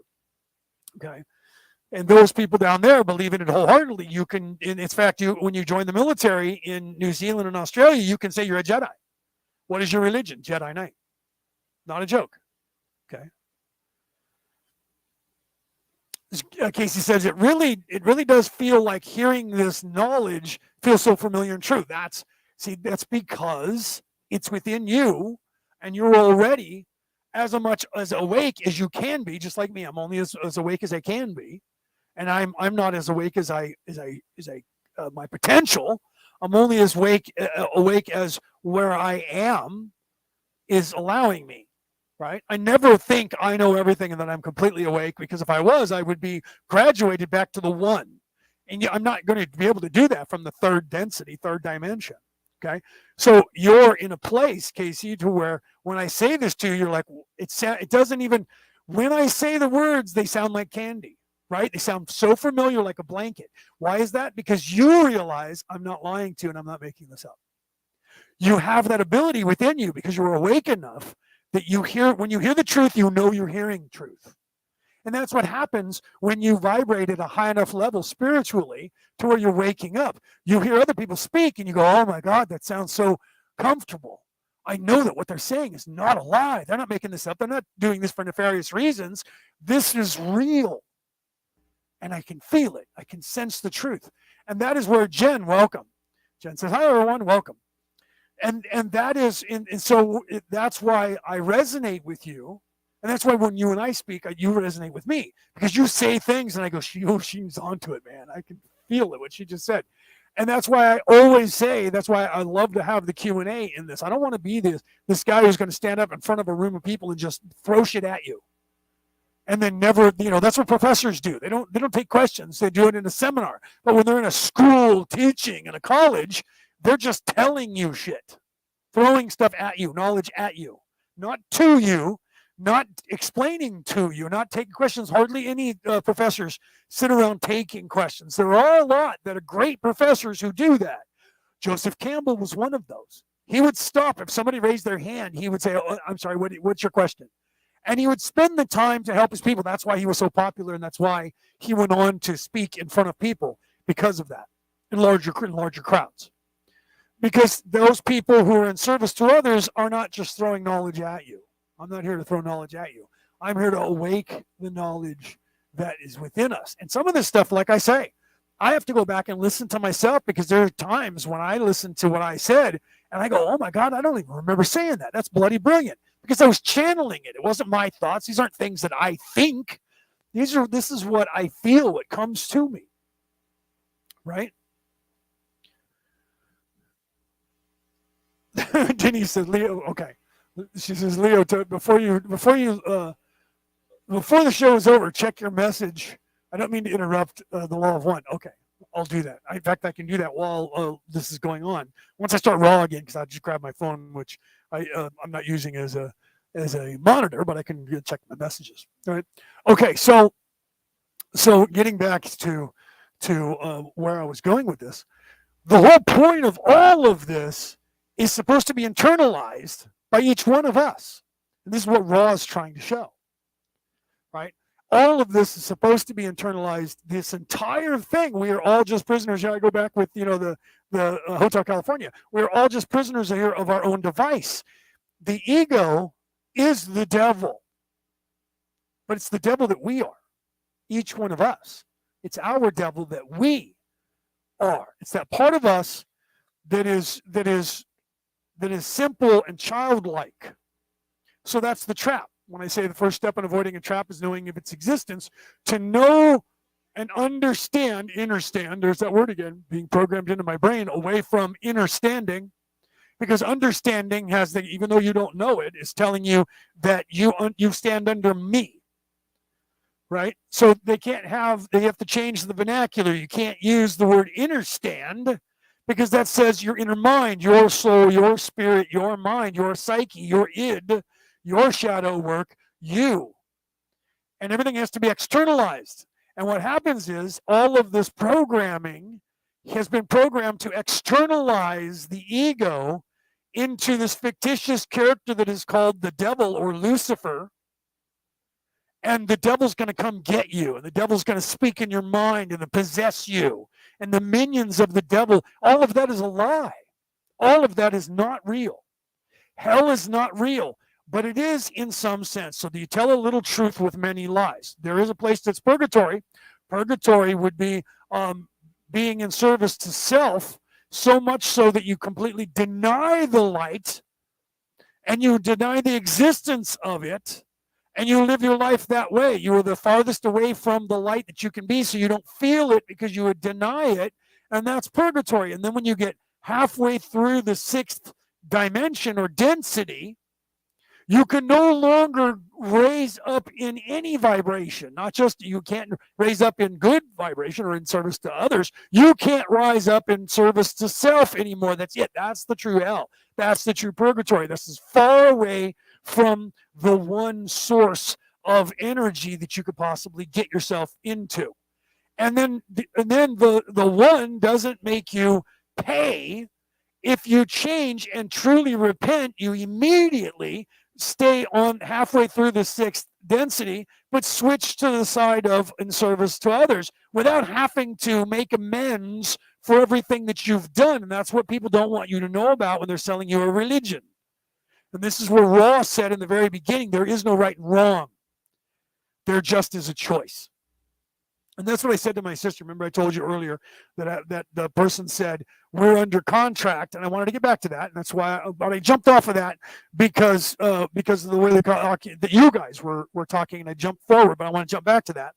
So she had said, we die when and where we were contracted, and that's what the psychic said to people. And I said, that's really complicated, because there is some of that happens. There is, but you have to realize that everything happens and everything is possible. So yeah, some people are under contract. That's why you hear them say, well, your child came through and died young. He or she, before they got here, they came through to come through only for 6 months or a year or whatever it was that you had them for, and then to leave so that you would go through that experience and experience that loss. So they signed a contract saying, I will come through in a lifetime, but I'm only going to be there for 6 months, and then I'm going to die of cancer or whatever, hit by a car or murdered or whatever it is. Some people in their life have designed that, but that's not 100%, and it's not everybody. Because if that were the case, and the Bohemians believed that, the Vikings believed that the Allfather, Odin, wove the skein, the weave, wove the weave of your life from the beginning, and that you were going to live and die when and where Odin decided it. And that was good on a physical level because that freed them to not worry about stuff, and they weren't living under guilt like you have in the Hebrew and the Judeo-Christian Hebrew ideology of guilt, that you weren't guilted into acting a certain way in your life. You were inspired to do whatever it is that you wanted to do, to have all of these experiences and not be burdened with the task of when and where am I going to die and be obsessed with it. So it actually worked for the time that it was in for those people, right? And but their lives weren't contracted. They just thought they were. Okay. And so most people, you have no idea when you're going to die, and it's not already contracted, and you just are going to die with a happenstance. That's the whole purpose of this experiment. These experiments, is to have an organic existence with not knowing how you're going to live and die, and all your choices. See, this is what ties into the true spirituality. That is what the law of one. The true spirituality of the one is that nothing is written. Nothing is written. It is all written by you as you go. You contract certain things you want to learn. So the universe will put those in front of you. If you want to learn about loss, you're going to have people die around you. Cats, dogs, friends, family. Until you learn that lesson. And it may take you until you're old, and so you don't have people, but the people are going to die around you because that's what happens as you get older. I was just talking to my brother about that, and he goes, there goes another person that died that we knew. There's another person. And I said, we're getting into that age group now where people around us are starting to die. If we keep seeing that, we're doing good, Jay, because we're winning. We're getting older, and everyone around us is dying. So eventually, if you're the last one, you win, right? And if not, it doesn't matter. What matters is how you live that life you have. So the whole purpose of this experiment is for you to actually live an organic life and lifestyle, but at the same time, you're supposed to be learning. So you don't take all the chances, and that's what the ego does. The ego has you take the chances when you're young. You survive that, if you survive that. And then you become older and wiser because things become apparent to you. And then you stop doing the crazy stuff that you do, and now you start living. The weird thing is, when you're young, you're crazy and you're living for today, but you spiritually aren't. And then when you get older, you're spiritually living for now, but you're physically not living for now. Because you're still trying to take care of your body. You're like, oh man, I can't eat the food that I ate. I can't do this and I can't do that. But more people between 50 and 90 live for now, in the now, than do prior to that. So it becomes the opposite. You become more wise, less physically crazy, but more spiritually open-minded and doing more things to live in the now. Right? And that's the natural progression of maiden mother crone, right? Or, or Jungian, Vata oat, right? Young father figure old. Right? That's where you get the Jung in Jung, Carl Jung, Junge, which in most languages means child or little boy, depending on how you say it. Jung means child, Junge means boy in 4 different European languages. Right? German, Dutch, Svenska, actually 5, Norwegian, and what's the other one? Danish. Did I leave one out? There's like 4 or 5 where they all use that same word. Those 2 words, Jung and Junge, and Carl Jung, and that word actually means love or heart, which is crazy, right? But it doesn't in those languages. But it doesn't in those languages, but it does in other languages on the planet. So those are words that have the different meanings, but are the same word, which I don't even want to get involved in that. Okay, so that's the whole purpose of this. So the externalization of everything that you see is the yin and the yang that we're seeing as the dichotomy between good and evil is there for you to physically be afraid of it as well as spiritually. So it plays out that way. Okay. So Peter said, it's true. I haven't been reading you what you guys have been saying here. So, Denise, see, I should go back a ways. Denise says, I hate going to confession. It didn't mean anything to me. Well, if you're there to repent, but see, again, Denise, this goes back to what I was saying that Father Neil said to the congregation. Some people need that. I'm only here. They were like, Father, thank you for being here. You're so holy. They actually called him the holy man at the seminary. That's how holy he was. But he'll never be Pope because the Pope will never be an American. That won't happen. The church will cease to exist throughout time before a Pope is an American Pope. They're too oriented towards Europe and European judges, and we are European, and therefore we are better. So you're either Roman or in some way upper crest European, even as the Pope. Right? You won't get a Pope that's Japanese. You won't get one that's Chinese. You won't get one that's Indian. You won't. You just won't. It just won't happen. They're all going to be Roman. They're all going to be German. They're all going to be some sort of Aryan race, and then not even American, even if you're of that descent, because America is far too liberal minded thinking and forward thinking to be that. So you didn't need to have confession, Denise, is my point. That's why I didn't feel like anything to you, was because of that, right? Peter said it's the straw man paradox. Yes, Peter, going back to what I was saying before, when the construct is written, birth chart, the star man owns your contract. And that's what he's talking about, the spiritual ideology that I was referring to, that you're not in charge, or that you are in fact in charge, one or the other. You're not in charge, and there's some God who creates your entire life for you, and the Christianity is that model. And it's the straw man, where you don't count, you're just the wicker man. And that's the whole purpose of the burning of the burning man and the burning of the wicker man. And that's where that came from, was a pagan druid ideology that came from the Southern Vikings. That's why Peter's using that vernacular. And that's that construct. And that's what he's talking about, right? The straw man owns your construct. And that's part of the lie. It's not the truth. The truth is that it's all inner.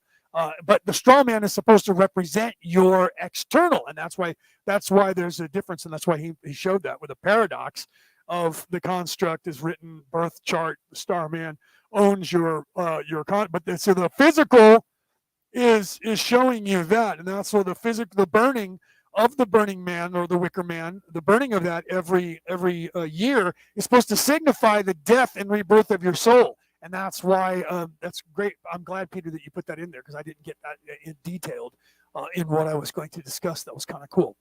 So because free will charges everything. Yes, Casey, and that's what we're supposed to remember, is that free will is everything, and that changes, sorry, not charges, but changes everything. So free will shows that we're supposed to be in charge, and that's why they didn't want anybody to know that we had free will. That's why they corrupted all of them, so that we wouldn't know that, right? Penny says, "Oh, I'm living crazy and in the now, and both." Well, that's good though. That's the whole thing. I never grew up. Well, in a sense, you did, but you didn't. You did, because but you're not living so crazy that you're going to kill yourself. Do you see? Right? That's just like if I continued to skydive over and over and over, and I skydived at least once every day, I'm lowering and expanding the possibility of me dying every time I do it exponentially, right? Because I'm pushing the outside of the envelope, and I know that I'm doing it, but I'm doing it anyways. So the same thing with bungee jumping or diving off a cliff or whatever. If you do that long enough, eventually you're going to have an accident and hurt yourself. But if you do it a few times and then go on and do something else and come back, maybe do it once a year, your probability of dying becomes far less. So that's where you learn, and that's what I was referring to. You learn on a physical level to take less chances, but you take more risks on a spiritual way. And that's what, you're living crazy, but I'm sure you're not bungee jumping every single day. You're not ziplining in the Amazon every single day. You're not jumping out of an aircraft at 50,000 feet every single day. You may do those things once a year, once a month, once every 6 months, or whatever, and you may do each one of those. And you know what I mean? Cliff diving. I mean, I go cliff diving every year. I go hang gliding in the summer. I go, you know what I'm saying? But even that, on a physical, you're going to end up hurting yourself. Look at the guys who are the X Games skateboarders, and they're like, oh, yeah, I've broken like 27 bones in my body. That's what happens if you do the same thing repetitively and take those chances over and over. As you get older, you stop taking those chances because shit hurts. Because you were crazy when you were young, so you get older and your bones don't. Now you have arthritis in all those broken spots, and that shit hurts. Trust me. I have arthritis in every single joint because I was the same way, and I lived crazy when I was younger, and I beat my body up so bad that I am in pain 24 hours a day, 365 days out of the year, and that started when I was 42, and I'm 55, and it's only going to get worse. Right? I literally have the arthritis in my body, physical arthritis in all of my joints, the likes of which 85-year-old men have. And I'm only 55. So what's going to happen when I'm 85? If I make it to 85, it's going to be bad, right? So let's see what else. Weird. I wasn't seeing some people's comments. Well, see that me either. I wasn't seeing them, and then they all popped up like they weren't there, and then they poof appeared. Casey, so but you might not be seeing them because some of the people, for whatever reason, might be on one of the other channels that now is coming through here, and you can't see them. I don't know because some of them, like when you guys were on the other channel, I couldn't see them when you guys were trying to talk to me earlier, right? So let's see. Let's see what else, right? And yeah, me too, right? Yeah, KC, right? So let me go back down here to the beginning, right? Yeah, grounding in the moonlight. That's coming up, right? When is the full moon? A couple of days, right? Isn't it? It's I don't know if it's now, but it's coming up. I'll have to look on the calendar again. We got a new full moon showing up here quickly. So, and the energy changes for some of you, like myself, that might be in tune to the cycles of the moon. I'm in tune to the cycles of the moon, and I have an energy burst and can't sleep for crap for 3 days before and 3 days after. So for a week, out of every month, right, out of every 28 days, 7 of them, I have too much energy, and I already have too much energy anyways. Okay, so all of this is supposed to be showing you to look inward into yourself and go through the shadow work, and that's why Carl Jung said that. Joseph Campbell showed that in his theological discussion in just that one book alone of The Hero with 1,000 Faces. He shows you all of in mythology, all of that savior character and hero character in mythology, and trying to show all of that. And he didn't have access to the Dead Sea Scrolls. Well, he did, but he didn't talk about them as the Dead Sea Scrolls, but he did talk about even Marduk and all that, referenced it many times over, and was trying to show, theologically speaking, how they're all the exact same religion. They just have different names, and they change, just like I say. After reading all of the Dead Sea Scrolls and knowing and learning all of these, being a theologian and reading every religion and every story, creation story of every country, everything that I can find. And if I find one and I haven't read it yet, and someone says, "Hey, did you read this one?" No, I look it up and read it. Not a joke. Not a joke. And then if I have to, I'll find their religion and I'll get one of their Talmuds, whatever they call it, and I'll buy the book and I'll read that as well to find out what their ideology and theology is as well. That's what I've done since I was a kid when my father said to do that, right? Right. So yeah, right. Penny says coming up soon is the full moon. Oh my God, this past week has been an emotional mess for me too, right? Yeah, and last week I wasn't on. Right, I wasn't even on the air last Friday because my mother was having I was having kind of emotions, but I can get past that. But my mom was having a hard day because of the energy was already starting, and she was, where do I get it from? I don't know if it was my dad, but I got a lot of it from my mom. So she was having the same problem. Even today, she's having some issues, and I have to keep an eye on her. In fact, is she in her chair? Yes, she is. I thought she was gone again. I was like, oh my God, where did she go? Right, today she was wanting to go to bed at 2:00. Because she didn't feel good, so I gave her some Tylenol and because we're fighting off a cold and another vitamin C and another zinc and a little bit of caffeine, and now she's good. Fed her some peanut butter and jelly for lunch. That's her favorite. She loves the jelly. Gave her a little bit of extra jelly and some chips, which I don't think she ate the chips. She's not too keen on potato chips.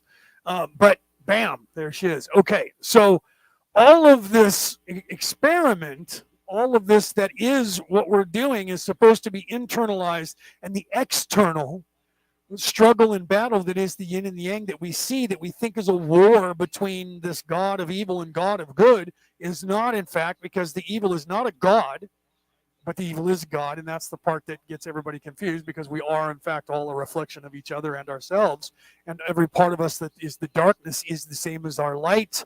So this is why that rabbi that I told you about, the conversation with the rabbi, when he was taking the devil's advocate, so to speak, to coin the vernacular, he was using that as being God's advocate and talking as if he were God and saying, I have an objective side about myself, right? And that is the side of the ego. That's why we need the ego, because without it, we don't learn anything. The ego is the boogeyman. All of that is internalized. It's within ourselves, but it's externalized as well, so that if we don't catch that it's internalized, we see that it's there, and we still learn through osmosis, watching television, reading books, listening to stories, listening to people like me telling you things, Jesus and his way, and all of the different Muhammad and Moses and Elijah and Daniel and David and all of these people throughout history, all of the philosophers and Socrates and Aristotle and whoever else that you can imagine that was there, and including Homer of the Roman Empire, who was a philosophic god who wrote all these books that were all of the oldest books, Roman stories and Greek stories that we have came from Homer. All of those people were trying to show you using, and the painters, musicians, writers, poets, in their way, they're teaching you the same thing, showing you a dichotomy between good and evil, showing you spirituality, trying to show you a vernacular or a story that is a parable that is supposed to be teaching you something that is either good or bad or both. And that's what every single story is. So every episode on television of every show that you see on television, every movie that you see, every book that you ever read, every song that you ever hear is doing the same thing. And they're using a genre to do it. Even hip hop, all of that. When you're listening to a song and you think, what is the song about? If you actually pay attention to the words and not just the physical, what's that song? The old song from the 90s, right? Trying to catch me riding dirty, trying to catch me riding dirty, right? That song is about cops trying to catch the black guys, thinking that they're all evil, they're all drug addicts, trying to catch them riding dirty. But the song is, I know you're trying to catch me riding dirty, so I'm not riding dirty when you think I am. I'm doing what you think I'm doing, but I'm not letting you catch me do it. So in a physical, lower vibration, that's what all the song is about. Right? That's all it's about.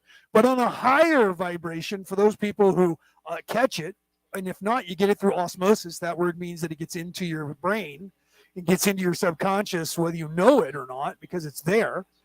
So it gets into your head anyways, and gets into your subconscious and gets to your superconscious or your higher self. And that who is your soul and your higher self understands, there's that word again that was programmed into my brain, understand, because you don't stand under anyone. You understand it, right? That song was about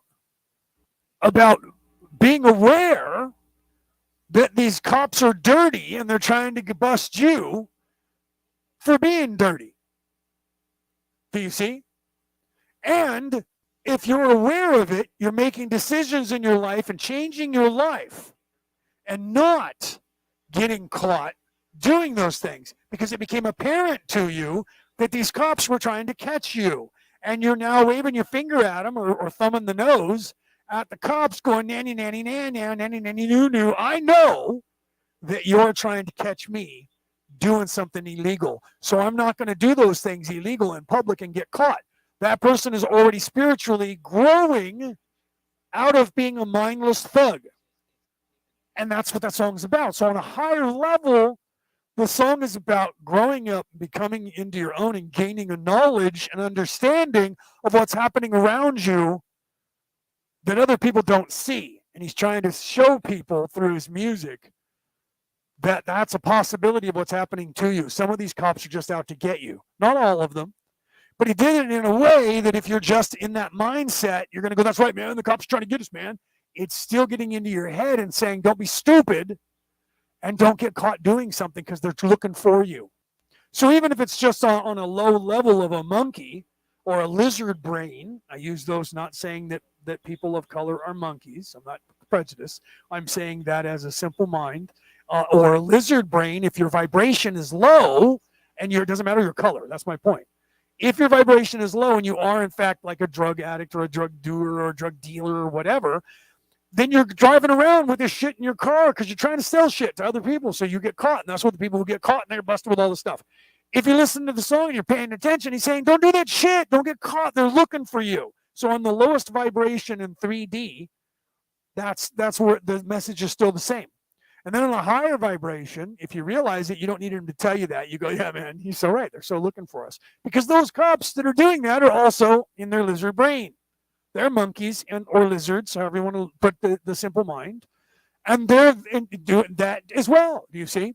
So it works across these dimensional spiritual vibrations. And Denise says, look at the message because it fits with what you're talking about. Okay.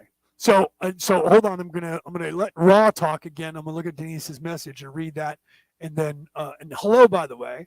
I don't know how to say that name, right? It's Rathid, and it's probably not because it's probably the th isn't the th that we use in English, right? So I don't know what the pronunciation of your name is, and I apologize for that because it looks like it's Rathid, but I'm sure that the th is probably a k sound, right? Or a it's not the th. I'm sure of that, right? Or maybe it is, and I'm just reading into it, right? Because all those compound letters mean something different to the Welsh and the Irish and the Scottish, and they designed all of that, but they don't have the th the way we do it, the th sound. That came with the English. They added that one, so that's why the Irish say fater instead of father, because they don't have the th. So I apologize. Please tell me how to say your name. If you can write that out phonetically so that I know how to say your name, I would. Otherwise, I apologize for saying it wrong. Okay, let me have Ra speak for a minute. I'm going to read Denise's message that she said because she said it kind of plays into what I was talking about there at that point. And then we'll get back from Ra. But let's hear Ra talk some more. I wanted to explain, again, small things that are talked about by Ra need to be wrung out a lot further than most people realize. And that's the whole purpose of this entire 106 sessions. To have someone like myself explain that, unless you have the vibration of a knowledge level to where when you hear this, you get it. There's gonna be people that what I talk about now are gonna say, "Man, that's still basic, bro. There's still so much that you're not talking about." Right, and that's why I know that in 5 years, if I'm still around and still have these platforms, I'll probably be going back and doing the Law of One again. But right now, this is what we're doing, right? So let me let Ross speak for a bit here, and we'll go back. Harmless material for your beingness. 20-second pause. I am, in the distortion of desire for your freedom from preconception, able to speak only generally. There have been several times when this group worked and dwelt together. The relationships varied. There is balanced karma, as you call it, each thus the teacher of each. The work has involved healing, understanding the uses of the earth energy, and work in aid of civilizations which call just as your sphere has done and we have come. This ends the material which we consider harmless. 9.3 Questioner, the healing exercises that you gave to us are of such a nature that it is best to concentrate on a particular exercise at a time. I would like to ask at this time what exercise I should concentrate on, possibly a little exercise change, should concentrate on inaudible, say tonight. See, now, oops, I pulled off the little buffer, so now when I make the P's and the S's and the T's, it's going to squelch out. Let me put it back on. So yeah, okay. So I read what Denise sent in the message to me, and that's funny. So we're going to get into that. That's kind of what Ra's alluding to here. Denise said, "Can you explain why it is that we feel tired and tired-eyed?" And I'm not reading exactly what she said. I'm sort of paraphrasing here. Let me go back and I'll actually read it here. So she had said, "Oops, I'm trying to knock stuff over off my desk here with my phone cord." She said, "Before the show's over, can you explain why we feel out of sorts? Teary-eyed, blah blah blah, etc." Thank you. So yes, then we can go. That ties into what I was just saying, which kind of explains some of it for you, right? And to further that, Ross talking about that here. All of what we're doing. This is a perfect segue into where we're going right now with Raw. Okay, in this session. And this is part of what I had talked about when I did 2 different shows called the Defense Against the Dark Arts 1 and 2. Everybody was like, "Whoa!" because they thought for sure it was going to have something to do with the movies and the books, Harry Potter. But it did. But it was more real than Harry Potter. Okay, I wasn't teaching you actual magic, but I was teaching you actual magic.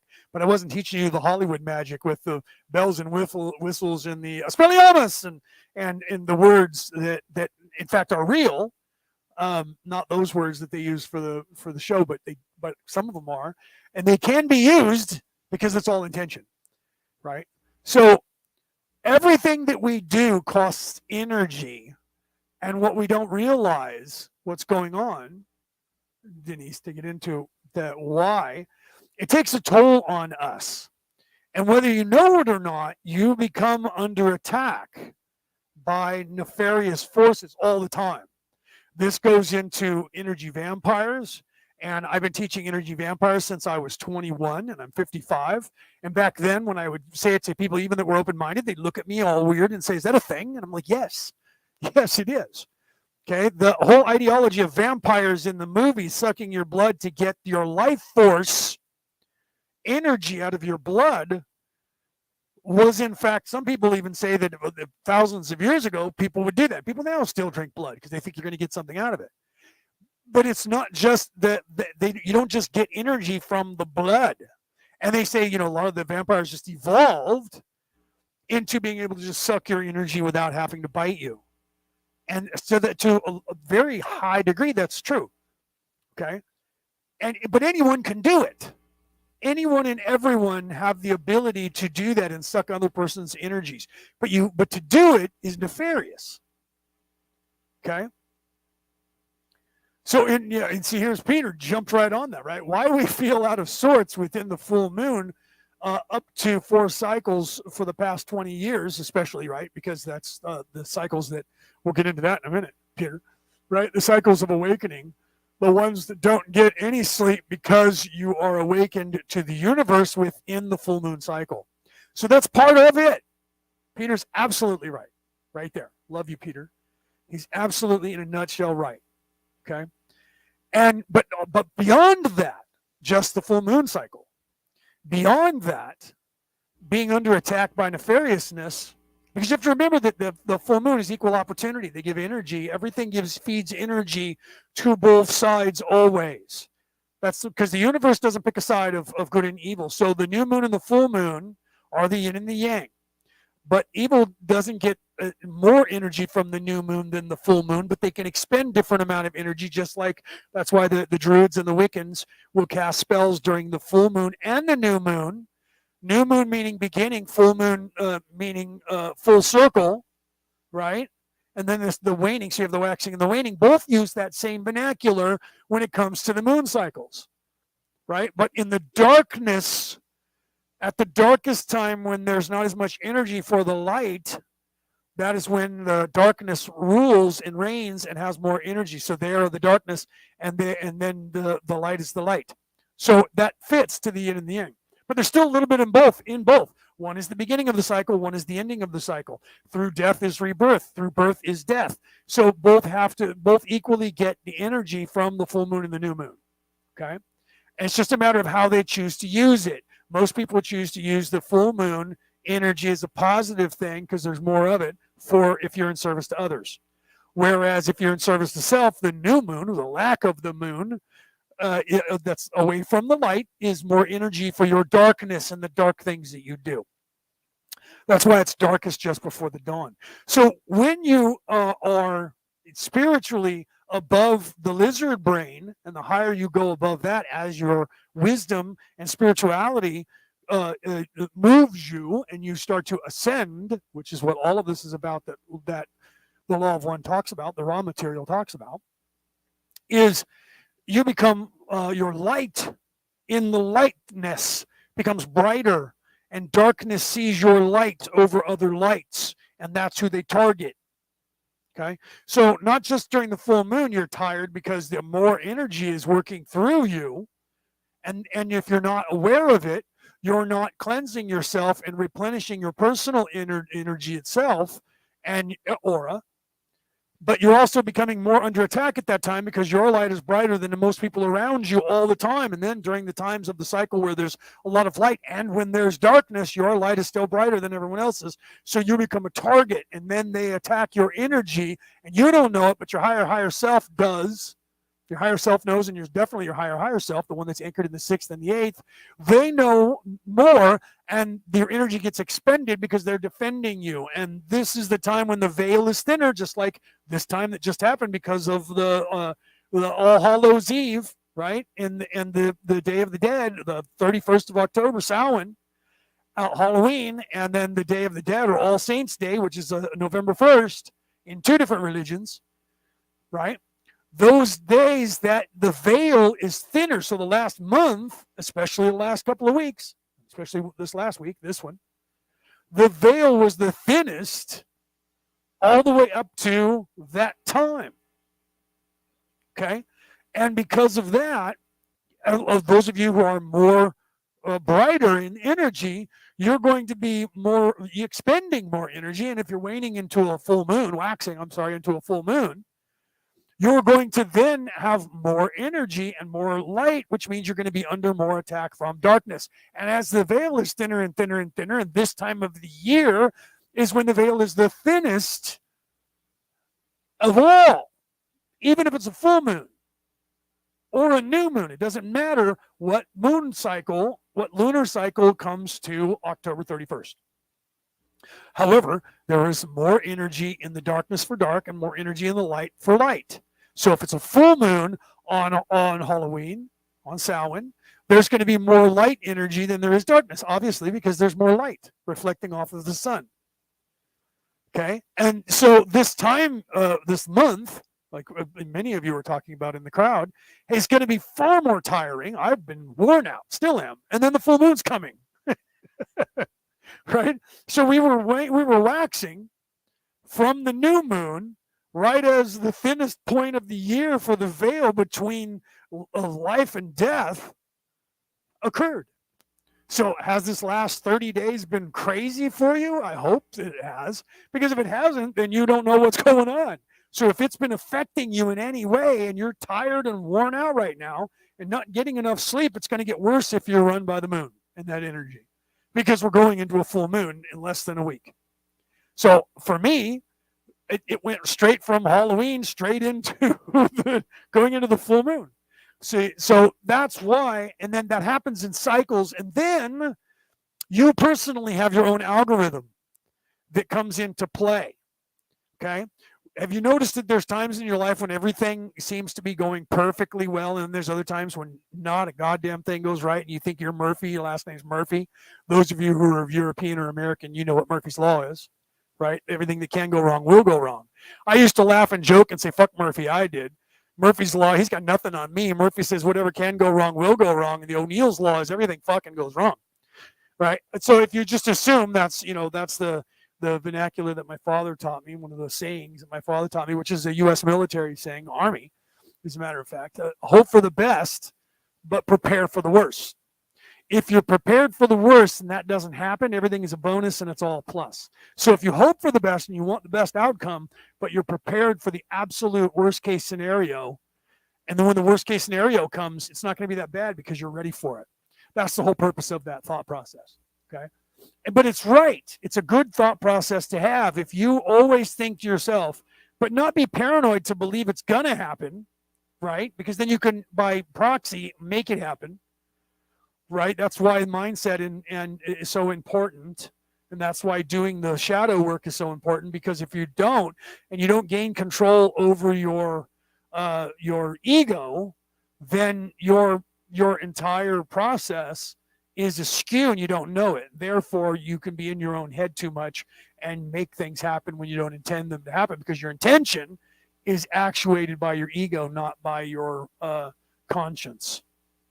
Right? So it's the other angel on the shoulder. It's the devil on your left one and not the angel on your right one. What wolf do you feed? The Native Americans use that vernacular for the same exact discussion. Right? Which wolf do you feed? The wolf that is the evil, hungry wolf, or the wolf that's the caring, loving, which is war and peace, which is masculine and feminine, respectively. That's the Kundalini energy. They call it the Kundalini energy in the Far East. Okay, but it's the same thing. It's what rules our major arcana. And the major arcana are the major chakras in the East. It's the same thing in the West. They would say the archetypes. Your 7 archetypes or 9 archetypes that the Romans came up with of your personality, that were translated into the Latin, which was translated into all of science, right? That Freud talked about and Jung talked about. Archetypes are those chakra center energies and personalities that are all of the chakra points. You can look those up and look up the different colors and what those represent on a personal level, And then when you take the energies, the Kundalini energy, the wolf energy, the egoic, and devil on one shoulder and angel on the other, egoic energy, and the conscience, not consciousness, conscience, which is the id energy, right? Your conscience is the id, according to Freud, right? That's what he called the id. And the shadow work is you becoming aware. This is Carl Jung's teachings of the shadow work. You becoming aware, this is my vernacular, is the first step in avoiding a trap is knowing of its existence. You becoming aware that the ego is a trap. You becoming aware that the ego in you is the devil. It's in you. It's you, and you're the devil. You're a reflection of that. And so the devil physically in our outer world was taught and is taught to be a physical manifestation in your ideology to teach you subconsciously, or like I say, through osmosis, it's a scientific term, to get into your psyche, to get into your id, right? We use the word psyche, that's id, which is your conscience, to get into your subconscious or super conscience, which is your higher self. And it doesn't matter whether you know it or not. It happens through the stories, and this is what I was talking about in the parable of showing you that everything is there to teach you, but it's also there teaching you bad as well. So the realization that that's happening, and then not feeding the ego anymore and feeding the conscience, is feeding that angel on the right shoulder, or feeding that Kundalini energy, which is the feminine, instead of the warlike, aggressive energy, which is the masculine. But we have to have the two. We have to have the two to balance the two. And this is what the knot work around the world in the spiral that some people associate with only the goddess, but it is the goddess energy. So they're not doing it wrong. The goddess energy is the feminine energy, which is that half of the Kundalini, which is that half of your psyche. So that's when you do the shadow work, you look at that which is in you, which is masculine or warlike, the hate, anger, aggression, fear that leads to the dark side, according to the Jedi way. And you listen to the loving, caring, nurturing energy, which is feminine, which is the goddess energy, which is that spiral, which is the other part of the double helix, which makes up the human DNA, the blending of the two. And that's the knot work that is in all the Viking, Celtic religions, all of the Viking religions from the south all the way to the north that are Vikings, all the way up to Norway, Finland, Sweden, all the way down to Ireland, Wales, Scotland, Ireland, England, Ireland, Wales, that far south, just above Rome, just east of Rome and Turkey and all of that, going into the Greek lands, which used to be owned and occupied by the Vikings, by the way, the Norwegians, when they were called Scandinavians. Okay, so all of that still plays into the ancient knowledges of the blending of the masculine feminine. This is another purpose of the law of one. This is what, not just the warning from Ra, but Casey said it right there. Casey said we have to have the balance of both. Correct. 100%. And that's what all of these things that have been cave drawings and carved in rocks and painted throughout all of time on this planet by all of the religions. They're all the same, and they're all giving us their version of that energy that those people were being taught. And if you learn that, this is the theologian in me coming out now, if you learn the religion of the Southern Vikings, which is Peter's forte, he knows all others too, but he knows more about the Southern Vikings than I do. Right, and I know like fucking everything, right? But Peter knows more than I do. So the religion that is the English, or especially the Irish, Scottish, Welsh, the Southern Vikings, that the spirals were there, the stick writing, right? The Ogham stick writing, and then their religion taught the same thing about good and evil. Then when you get into the Bohemian ideology, you have all this knot work, which the Irish do have, and that right there in and of itself was the blending of light and darkness, the blending of good and evil, the yin and the yang, which is what over in the East, how they depict that energy and the balancing and blending of those two energies. right? So, and if you look at the Indians, they had the Wheel of Life, and they had the different vernaculars in there that do the same thing, and they're showing you the different spokes and the blending of all of these. Each religion, and then when you get to the Orientals, and in fact the Indians and the Asians had the same with I don't remember what it's called, but the Japanese and the Chinese have it where they have like all of the stick figures that are in rows of 8, and there's a whole bunch of those going all around in a circle, and that depicts the sun, and it depicts the moon, and it depicts the energies the same. And then when you look at the Australians and the Aborigines, and you look at over in Africa and the Egyptians, and they have their own version of the same energies that they teach you in their religion, and it's light and darkness, and it's the blending and the balancing of those energies. And so the chakras are that. It's just the difference is the language that they used to describe to you that knowledge, and it's throughout all of history everywhere, and it's all the same.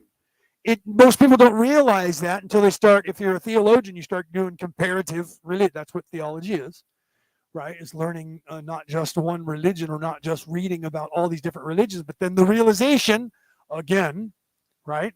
The realization that they're all the same. The realization, the first step in avoiding the trap is knowing of its existence.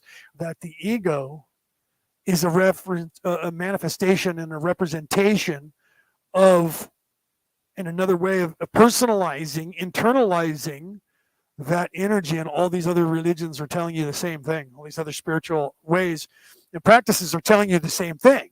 And it's not until the modern day where we understand that. And there's the rub, as some people would say.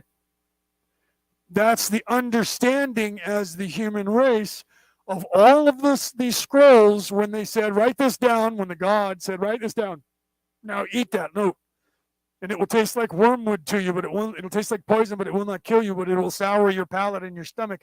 And this is knowledge that you cannot know, and you will unknow it, and it's only there to be unlocked way in the future for a people that live in a different time.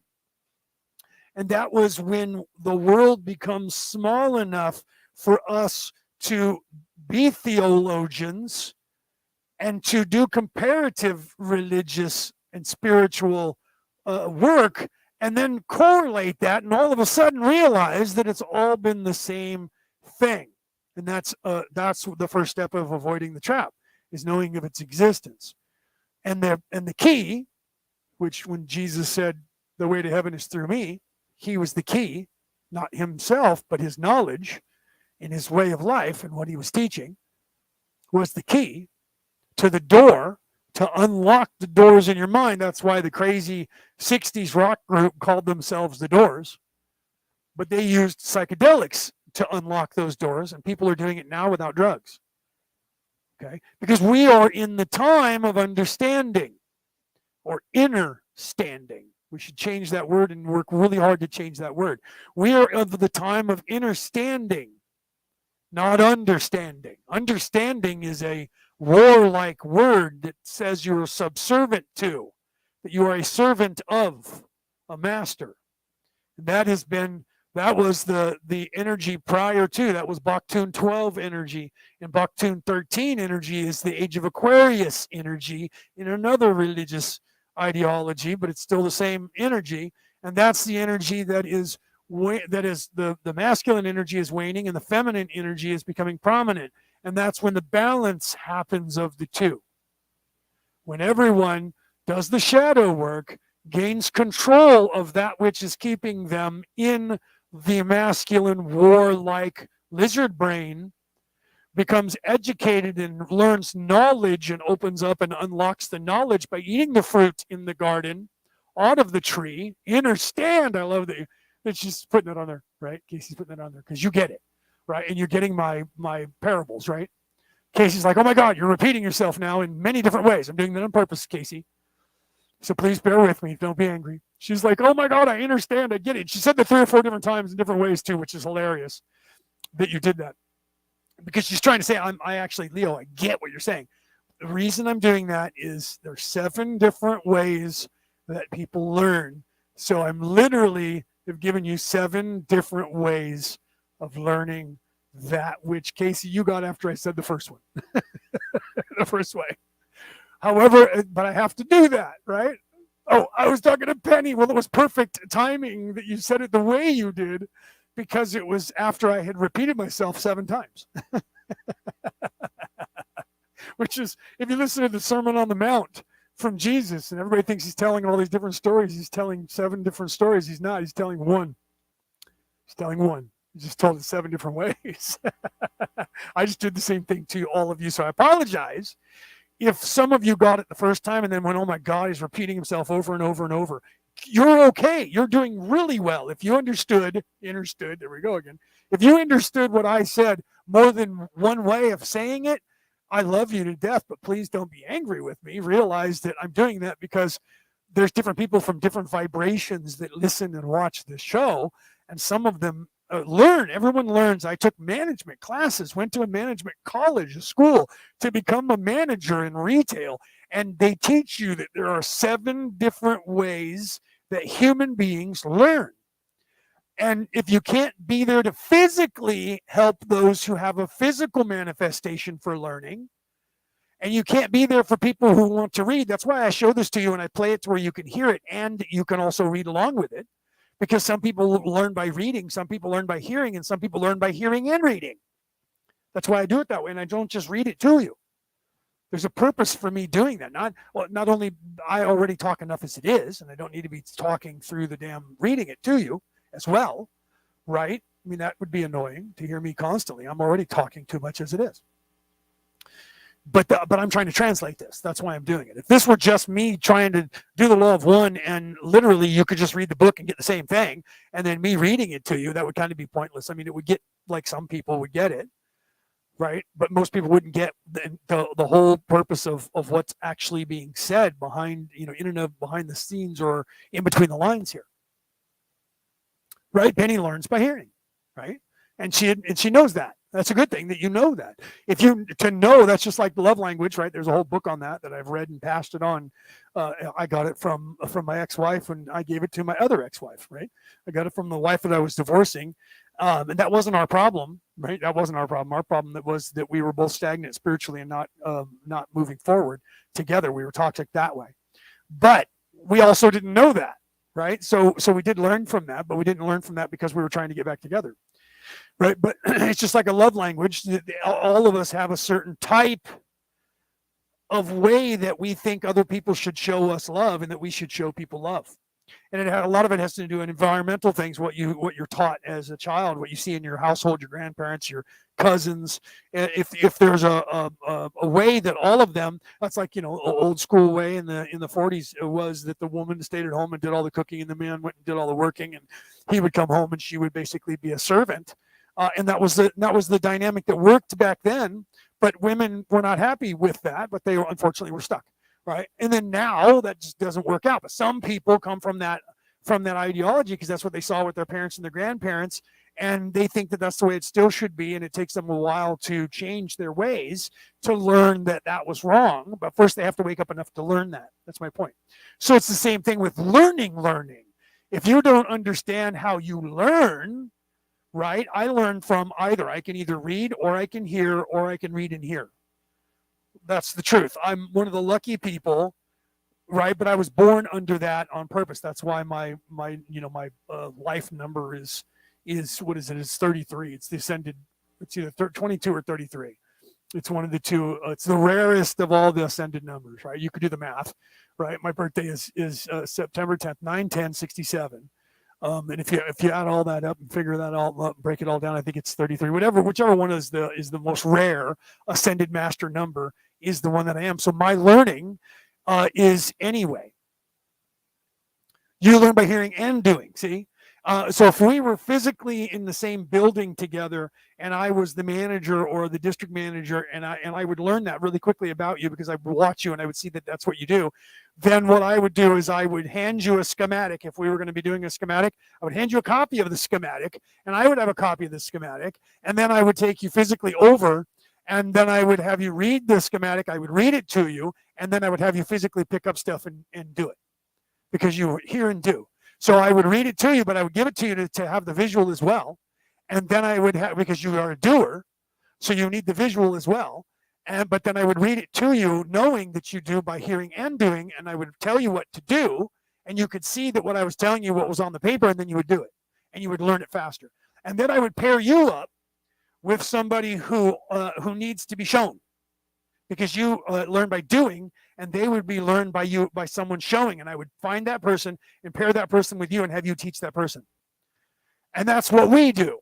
Those of us who have that knowledge, our job is to find out how you learn and then pair you up with other people. But when I'm on a show like this, I can't do that. So I have to do everything that's in my power. And I'm aware of this. And people are like, oh my God, he so rambles. I never ramble, ever. If you think I'm rambling, it's because you're not actually understanding that what I'm talking about pertains to something that I've just talked about. Or it's pertaining to something that I'm about to talk about. Thank you, Peter. He did the math really quickly. 33 is the Ascended Master one. He says, you awakened ones are wanderers. Yes. So if you do the math, if you learn what a life number is and you insert 9, 10, 1967, and then further go from there, what time was I born? I was born on a Tuesday, and it was at 9:33 at night. There's that 3, 3, 3, 3, and 3 thing, right? Again, all the threes are coming out, and 3 plus 3 plus 3 is 9, right? So yeah, I was born at 9:33 p.m. on a Tuesday, which is the third day of the week, by the way. If you have Sunday, Monday, Tuesday, if you have the real Sabbath being Saturday, not Sunday but Saturday, and then the first day is Sunday of the week, and the second and third day. So third day of the week, the 9th month, which is the 3, 3 plus 3 again, right? So the third day of the week on the 10th day, which is 1 and 0, and it has to be that way so that everything ends up at 33. Everything about my whole entire birth time, down to the millisecond, is Ascended Master number 33. Crazy. I did not know any of that. I didn't make it up. Someone asked me, the Oracle said, what's your life number? I said, I don't even know what that is. She said, you know what? Yeah, I don't even know what that is. Never heard of it before. This is about 6 years ago. We first met, and she said, well, what's your date of birth? And I told her, and she said, what's your sun sign? And I thought, September, so September 10th. And then what's the time that you were born and the day? And I told her all of that. She's like, oh my God, you're the rarest Ascended Master. And I'm like, well, I'm sure I'm not the only one, because there's a lot of people that were born the exact same time I was all around the world, and every year, right? And all the years that add up to a 33 throughout time. However, right? So Casey says, yeah, I also learn by teaching. Yeah, see, that's because, well, that's because you're a wanderer. You learn, teach, learn. We all learn by teaching, unless you're not a good teacher. If you're a good teacher, you teach and learn, right? You learn, teach, learn. So you learn by teaching, because that's what I do the same thing. That's what we all do. If you're a true teacher, you learn by teaching. Otherwise, you wouldn't do it. Right? Unless you're just doing it for monetary purposes, and then you're not really a teacher, you're a charlatan, you're just there trying to get rich, right? So that's the truth of that, Casey, right? And because I agree with what Peter said, right? You're awakened ones, and the awakened ones are wanderers. Again, that's why you learn by teaching, because you are in fact a wanderer. And that's why that you have gravitated towards me, and that's why you and I, we have not done working together yet. We just, right now, we just talk, right? But we're not done working together yet. You know that as well as I do. We just haven't had the opportunity to do it yet. Peter's pushing us, right? And we're going to do his birthday. Are you going to be there? That's going to be fun, I think. Peter wants to do that and have some of his friends. I don't know what kind of birthday he's planning, but I'll produce it. We'll put it on the air. I think it'll be fun. And he's got other ideas that I just haven't hammered out with him yet. Because of everything that's going on with my mom and what's going on, and that's one of the reasons why I only do one show now, right? When everybody just kind of fittered away from Skull Island, and just stopped doing it and went about their lives, which I get. I understand where they're at and what's going on. That's why I didn't get angry. I don't hold anything against them. I quit drinking, and that changed the dynamic of my relationship with those people anyway. Not in a bad way. It just changed the dynamic, and then they became unhoused, decided to travel and live in their SUV, which I'm not saying there's anything wrong with that. That's been in my works, in my plans for most of my life. If I win the lottery, I will do that. Once my mother ends up in a home or passes, I may not have a permanent. I'll probably have a permanent address, but I probably won't be there very much because I'll probably be traveling too. So there's nothing wrong with that. That way of life has been going on since the dawn of time. It's just that, if you're like camping out in somewhere and under a bridge and you're not doing anything with your life, then you're just unhoused. Or they say that now because homeless is different than unhoused, right? Those words don't mean the same thing. Unhoused means you're homeless. You don't have a home. Unhoused, I don't have a home, right? So, it makes it sound like you chose to not have a house, right? Most of those people that are out there unhoused didn't choose it. A lot of them have, and these are the people that are very spiritual, and they're out there and they're okay with being out there with very little. I lived my life that way anyway. It wouldn't take much for me to move into an RV, right, and drive around. Honestly, I already live that way now. I don't need much. I never have. That's why the lockdowns didn't bother me, because when I was working for the IRA, I was locked down anyways. I've been locked down since I was freaking 19 years old. So for me, this way of life that was the lockdowns was normal. My life didn't change at all. The only thing in my life that changed was when I went into places, people would say, "You need to put on a mask." There's a mandate. I'm like, a mandate? Do you mean the king nailed a piece of paper, parchment, with some shit written on it to a tree outside? Is that what you're telling me? It's a proclamation? Is that what I pronounce to you that you have to wear this diaper on your face? It's not a law, bro. No one passed it. Laws have to be passed by the people. And I didn't see a vote come up anywhere that said we're all going to decide that we're going to get in trouble if we don't put a mask on our faces. That didn't happen. It was just one guy who was trying to aid the people to take over the world, who were trying to put control and show that they are exercising the control on the king's land of all the people that lived on it. That was the whole purpose of that was. It had nothing to do with, in fact, it made it possible, and this is proven now, so I can say this without the algorithm getting me, it's proven that the mask aided and abetted making people sicker. Not a joke, okay?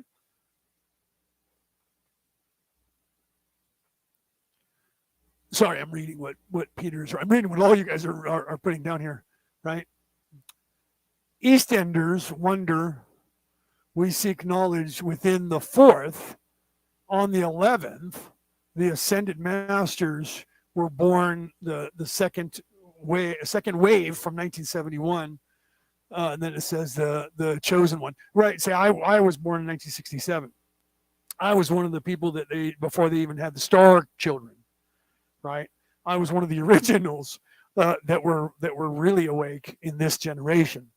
And so much so that until I met my best friend, who I'm eventually going to move into his house, we're already talking about it. I haven't talked to him. So Paul, if you're out there and you hear me talking today, don't get angry that I haven't listened to your voicemail and called you back yet. Please, it's been a little crazy. So Penny was born in 1973, right? So you would be the after the Indigo kids, right? Or you might have been the beginning of the Indigo, right? So even the star seed, you're above the star seed, right? So in the Indigo, you're above that. They don't even have. Do they have a new name for that? I mean, we call you Wanderers because you are, right? Maybe that's what they're using the Ascended Masters now, because that's what they are, and that's what they always have been. It's just that people wouldn't take that vernacular. They wouldn't use that and accept it when you would say that. So they would say, you're gifted, and then above that it was, you had ESP, and then above that very spiritual, and then above that became, they're the star children, and then above that was, they're indigo children, indigo blue light children, and so now it's evolved as we've evolved into accepting the truth of what that title is. The title is now fit in the vernacular what a person is, ascended master, and that came into play when they started doing your life number, and how that would show whether or not you're an ascended master, right? And even though you may not have a life number that says you're an ascended master, doesn't mean that you're not an ascended master. It just means that chances are you're not going to be a teacher, or chances are you're not going to be the healer, or chances are you're not going to be all of that. Whatever you choose is what you already chose before you got here anyways, right?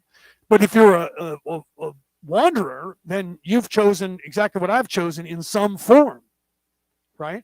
You may not be, I'm going to have a podcast and try to help people, or have different groups on Facebook and other platforms to where you're going to try and work within, like I've been working with the world coalitions for God my entire life, and propping them up. Myself and many others, and myself and few others, did a lot of work that we'll never get credit for, ever.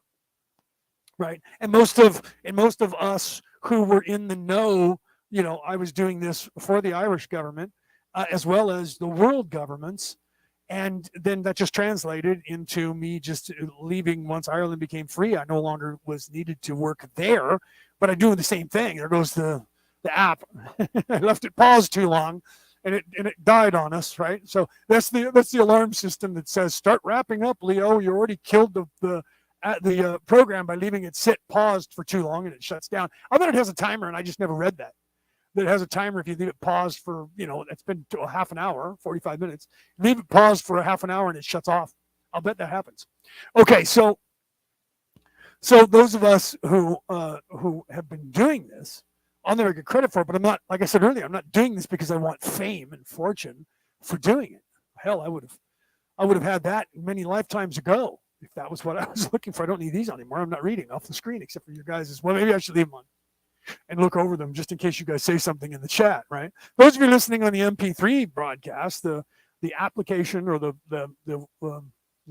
program that I was using broke down again, or it turned off. I believe it has a timer and it timed out and it shut off. So now you can't see me anyways because you're on the MP3 file, but now I'm staring at you on the screen.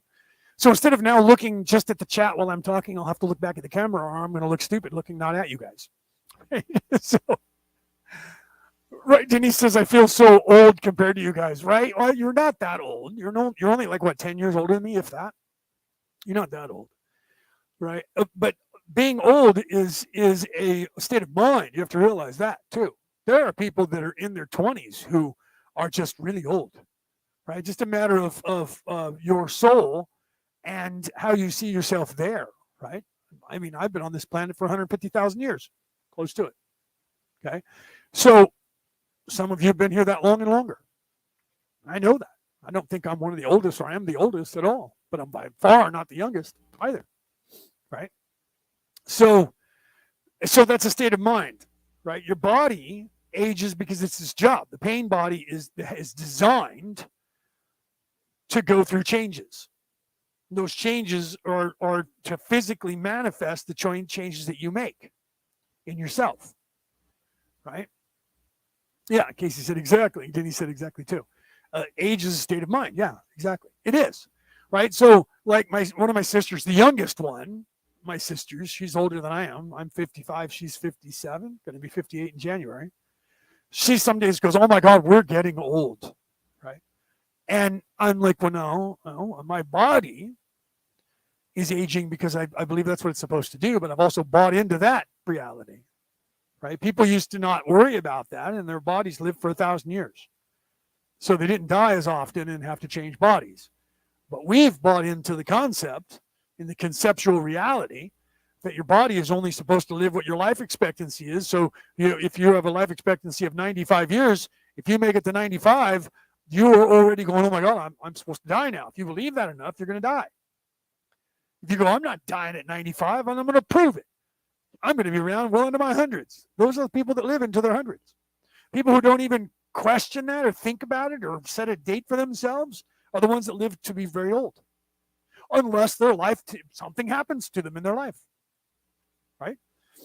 So, and that there goes back to the ego and all the crazy stuff that you do. The crazier things you do to yourself, the more harm you do to yourself when you're younger, the harder the toll is when you're older. So you have to live with those consequences of the physical body. That's the pain body's job.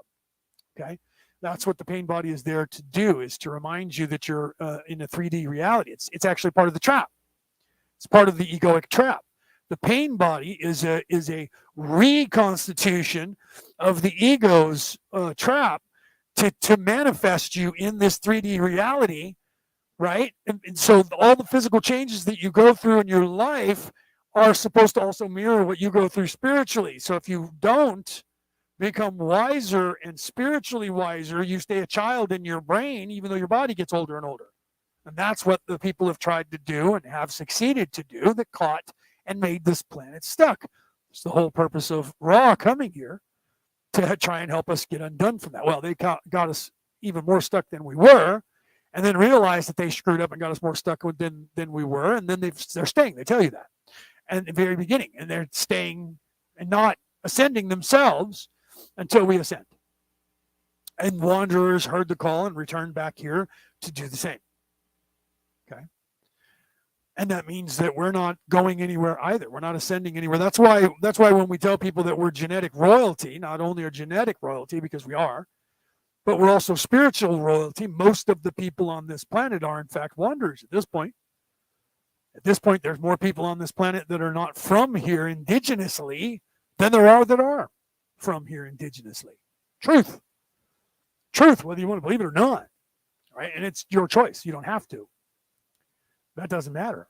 There is no right and wrong, right? There only is. So none of that matters. Penny said, I used to think that I would die young, but I passed that age and now I feel differently. Well, if you were brought up, especially in America, if you were brought up in America as Generation X, like I was, you didn't think you were going to live past 1999. You thought the world was going to come to an end by the year 2000. And then you didn't think you were going to make it out of your 20s. Right. And then the rest of the world kind of had you programmed that too. So most of the places that you lived in, because of them keeping you stuck, you're being trained to live crazy because they don't want you living long. Because the longer that you live, the less control they have over you, because the wiser that you are. That's what the whole story of the Adam and Eve was supposed to be about, by the way. It was eating the fruit and gaining the knowledge. Not that it was bad. Knowledge equates to bad in the Christian pantheon, the way they screwed that whole lesson up.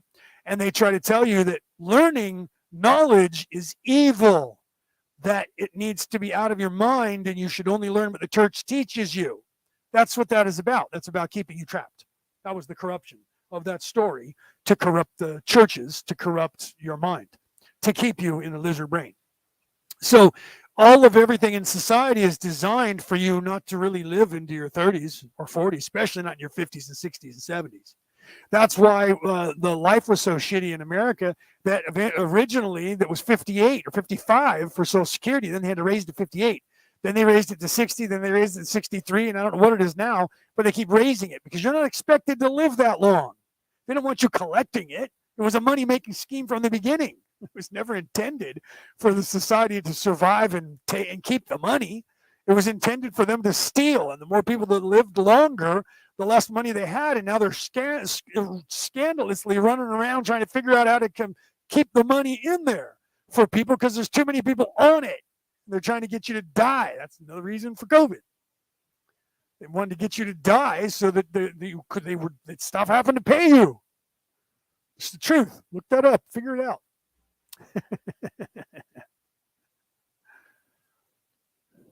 Right. And then, so what are we saying here? So now I got to read what you're saying. You guys are talking again. And I was again, I'm not looking at the thing because I'm looking at the camera. Right. So let's see. Me too, Penny. And then Penny said, and that's only because I died so many times, right, at a young age in a past life. Well, that's the truth of it. In your past lives, you die so many times young that eventually you get tired of doing that. And you go, okay, I've learned everything I can learn doing that. I need to learn in this new life to live a little bit longer. That's no joke. That happens because you get tired of it over and over and over. This is the same thing happening over and over. I'm not learning anything. And your subconscious or super conscious or your higher self knows that and will make changes. And then when you go to the place of reflecting, after you do die, you're going to go, okay, I have to change something about myself. I'm not learning what I need to learn. Well, that somebody will tell you, or you'll come to the realization, or it'll become apparent to you that it's because you're not living long enough to learn the things that you need to learn. So you start living longer in each life. And that becomes knowledge. And then you wake up further and further and further. That's why they can't have you doing that. They want to try and kill you off. They want to try and keep you from doing that in real time, right? Okay, so then Denise said, the things I did when I was younger, I'm happy and I'm still here. Me too. I shouldn't be here. I should have died hundreds, not a joke, not an exaggeration. I could tell you stories that you would fall asleep. I would tell you so many that you would be like, oh my God, he's not even done. And every time he's telling me about another scenario where he should be dead. Not a joke. People tell me I should write a book about my life because of all the times that I 9 lives. Fuck the cat. I have far more than 9 lives. I wasn't supposed to die, right? I mean, just in the last 5 years, I should be dead more than 8 times. 4 of which I've been. There was an attempted murder on my life by fucking an assassin, and I don't mean a physical one in the 3rd dimension. I'm talking about a physical one in the 4th dimension or in the 5th dimension, trying to kill me cross-dimensional. Not a joke. I didn't believe it at first when people were telling me that. Oh, okay, it's just coincidence, right? It's just, come on, it was just something that happened. Then I started realizing and looking into it. And then I started asking questions. And then I realized that a lot of the times in my life, there were things where I should have been killed, and it wasn't because it was happenstance. Although a lot of shit just does happen, right? So, yeah, I shouldn't be alive at all. I should have been dead by the time I was 25. Not kidding. I should have died before that. Your life insurance in Ireland, 75. If you live after that age to pay out, right? Yeah, so they have term life insurance, right? You have to live either you can't collect it before 75, or you have to die before you're 75. We have term life insurance here too, and then so that it actually ends. If you live to be like 77 or whatever, they cut you off. They won't pay it out anymore, and they just pay you off because they don't want to have you insure you anymore. Then you have to change your life insurance to a policy that is non-term. Yeah, they do the same shit here, bro. They just call it something different, right? Well, and that's what they do. Casey said, blessed, I should say, because she was talking about her. She said, my angels and my guides were there to keep me safe. That's their job. That's their job is to go, look, you didn't sign on to die specifically at a certain time. In fact, you signed on to be here for a certain amount of time. So stop fucking off. You have to keep your contract going because you didn't sign on saying I'm going to die in my 30s. You actually signed on to be somebody's grandparent or great grandparent. You're supposed to be around to influence people for a longer period of time. You can't die now, right? And then so they slap you in the head and wake you up. Wake up, stupid! Don't do that. Don't do that. That's bad. So they keep you in line. They keep you on track the way you contracted yourself to. That's why people believe, wrongly so, that everybody contracts their own death. Some people do, not 100%. This whole experience, being an organic experience, would break down if where you were born, how you were born, and how you died was under your contract the entire time. You would never learn to live organically because subconsciously or superconsciously you would know that you've signed on to die at a certain point. So what's the point of actually living? Because it doesn't matter what you do. Or the other way around, like the Vikings, what's the point of worrying about it? Just go fucking crazy and live your life the only way that you know how, the best that you can, because you're supposed to die when God says that you're supposed to die. In which case, most Vikings never lived into their 40s. That's why dying of old age was an insult, because you had to die in combat. So if you thought you were getting old, you would go to combat and volunteer to go to combat over and over until some young kid killed you. And that's why they write movies about it. Because you believed in your religious cycle that I'm too old, I'm too good at what I do, I have to die. By going, the Greeks were the same way.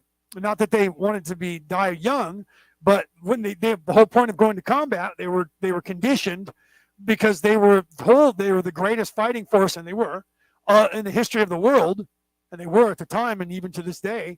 If you were to take Greeks and the same philosophy they had and give them modern weapons, they would decimate the entire planet, okay, because of their ideology and their way of life. So because of that, when they went to their perfect death was to find somebody over there that could kill them, that they were fighting against.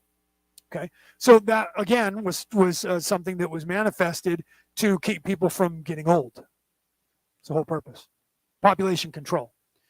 Okay, so that's why they do that, right? Source touched my third eye and said it was not my time, and I fell back into my body when I was 12. That happens. That happens. They're like, it's not your time yet. Go back. Yeah. And I'm sure that if you remember and you recall that incident, you were like, oh, wow, this feels good and this is right. I want to stay here. And they're like, no. You touch your third eye. And they go, no, it's not your time yet. Go back. Your third eye, because what happens is they wake up your third eye when they touch it, right? That's third eye wide. They wake up your third eye and you see. That's the fruit of knowledge, waking up your third eye and seeing. And when you saw, they woke up who you truly are. And then you went, oh, yeah, I'm not supposed to go yet. I have more to do still. And then you go back and you're put back to sleep, so you don't remember everything that you remembered when they touched your third eye and told you that it wasn't your time yet. It's beautiful that you remember them actually physically doing that to you, or spiritually touching your third eye. But I would wager you probably don't remember everything that you woke up to, and then the realization that it was time for you to go back. Right? But you might. Some people bring that back with them, and that's the experiences that people have. That people go, okay, they were just crazy, man. They're tripping. Okay, yeah, that happened. Because no one, people that are not spiritual don't want to believe there is anything. It's scary to them, right? So I think that's beautiful, Penny, that you actually have that memory, that they allowed you, and that you allowed yourself to have that memory. The experience in and of itself was to broaden your horizons to the possibility that there was something more than this life, right? There's the lesson. That lesson was in that happening to you. And so even if you already knew it and thought it, that was to solidify in you that you were right in your thinking. I bet it's changed your life, and you've never been the same since, because you then, from that point on, you knew that there was more to this universe than this physical being. And you may have already known that before, but didn't have that anything to tell you, that, yeah, no, you're right, until that happened. And then you knew for 100% fact. So, yeah, I agree. Casey said, wow, that's amazing. Penny, that's amazing. Agreed. You begged to stay. Okay, so you remember that. You didn't want to come back, right? Because it's beautiful there. It is heaven. That's why it's called that. It's perfect.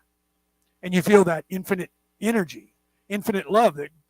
That's exactly what Ra was just talking about when I stopped and before it died. We're going to get into that, right? They were going through the motions of the physical, and this is what I was getting to earlier on.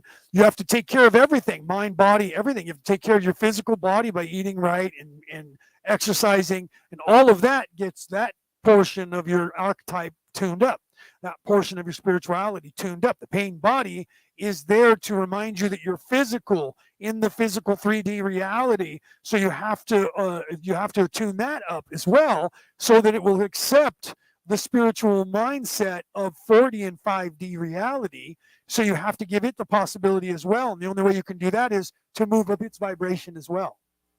If you're eating shit and howling at the moon, you're going to stay an animal. You're feeding the wrong wolf. Do you see? So that's why it's the spirit, mind, body complex totality. The totality is the knowledge and of or all of that. What is that? That's the chakras. That's the major arcanas of the chakra. The red root base, right? Moving up through into the doing place, the physical, which is the third dimension, the yellow ray, physical dew. That's this place that we live on that is manifested in the star Sol being a yellow ray sun, and we being the third planet from that third chakra point sun, yellow ray on this planet, which is the third planet from that. The 3 all the threes again is the three. The three is nature. One is intention. One is nature. 3 plus 3, right, equals 6, and 6 is nature plus intention. And then your intention into the nature plus intention becomes the Higgs boson, the God particle, or the God energy. 3 plus 3 equals 6, plus 3 equals 9. 3, 3, 3, right? That's going up through the chakra points. And then above that and beyond that, when you get to what? What are the chakra points? How many of them are there? When you get past that, those are the chakra points that are outside of the body that we haven't depicted on the chakra points. It used to not be the third eye used to be the major arcana. That was it. There was never the purple above that's outside of the human head. And now we've added that. And then some people are adding a white light above that, right? So we're looking at it ascending, and if there's 12 or 13, that means there's more above that, because those are 7, and it was only 6, and now it's 7, 8, 9, 10, 11, 12, 13. There's some that we haven't even realized what that color is yet, because it's outside of the spectrum of third dimension, right? Because we have the rainbow, and the rainbow, it shows us all the potential in third dimension. And that's when we opened up the 13th, or I'm sorry, not the 13th, but the 7th, which is the purple. Am I counting that right? I'd have to look now. I'm confusing myself, right? But the major arcana, the major chakra points. But some people are already starting to add that white light above. And that's another point. And then it goes above that. And those are also different colors as well. Not just white. Golden, white, and above. Okay. So silver, those are going to be colors that are going to be above the physical plane. So we've already opened up and added the purple, which is outside of, that is representing the spirit. Right? And that's our higher self, but not our higher self. So there's still a super consciousness, right? Or a subconsciousness. It's within and without. So it depends on how you want to look at it, right? So that's the underworld in most religions. When they refer to the underworld, that's the inner world. When you refer to that of the heavens, that's the outer world, manifesting in a physical plane perspective to show you the spiritual plane. And that's also manifesting the 0 point of the spiraling inward and the spiraling outward. That's the spirals. And one is the war energy and one is the goddess energy. One spiral going one way, one spiral going to the other. And the blending of the two become the one. That's the Kundalini energy or the hex boson or the double helix that is our DNA. Right? That's in everything. It is everything. And both of those are the Fibonacci sequence and the golden mean ratio, the mathematical representation of those spirals. What? Yeah. So I'm just going across all genres for those of you who are scientific or mathematic or religious or spiritual to show you all of the same. Different parables again to show you all the same. Jen says, I had an out-of-body experience and was brought up. It was amazing. I remember agreeing to come back. See? But see, was there a discussion? There was a discussion. That happens to me too, where I'll be out of body while I'm sleeping. I'll go to a place and I know I'm having a super intense discussion about the universe and about things that are going on. And I'm like, I'm going to remember this. I'm going to remember this. And then I wake up and bam, back in my body and I go, crap. I don't get to know that. But I know it was there. And I know I had it. And that was not a dream, man. Right? So it's the same thing, right? And Jen says, yes, love of God is everywhere. It's alive. Yes. And that's where some people get annoyed because you use that, again, that familiar vernacular of the word God.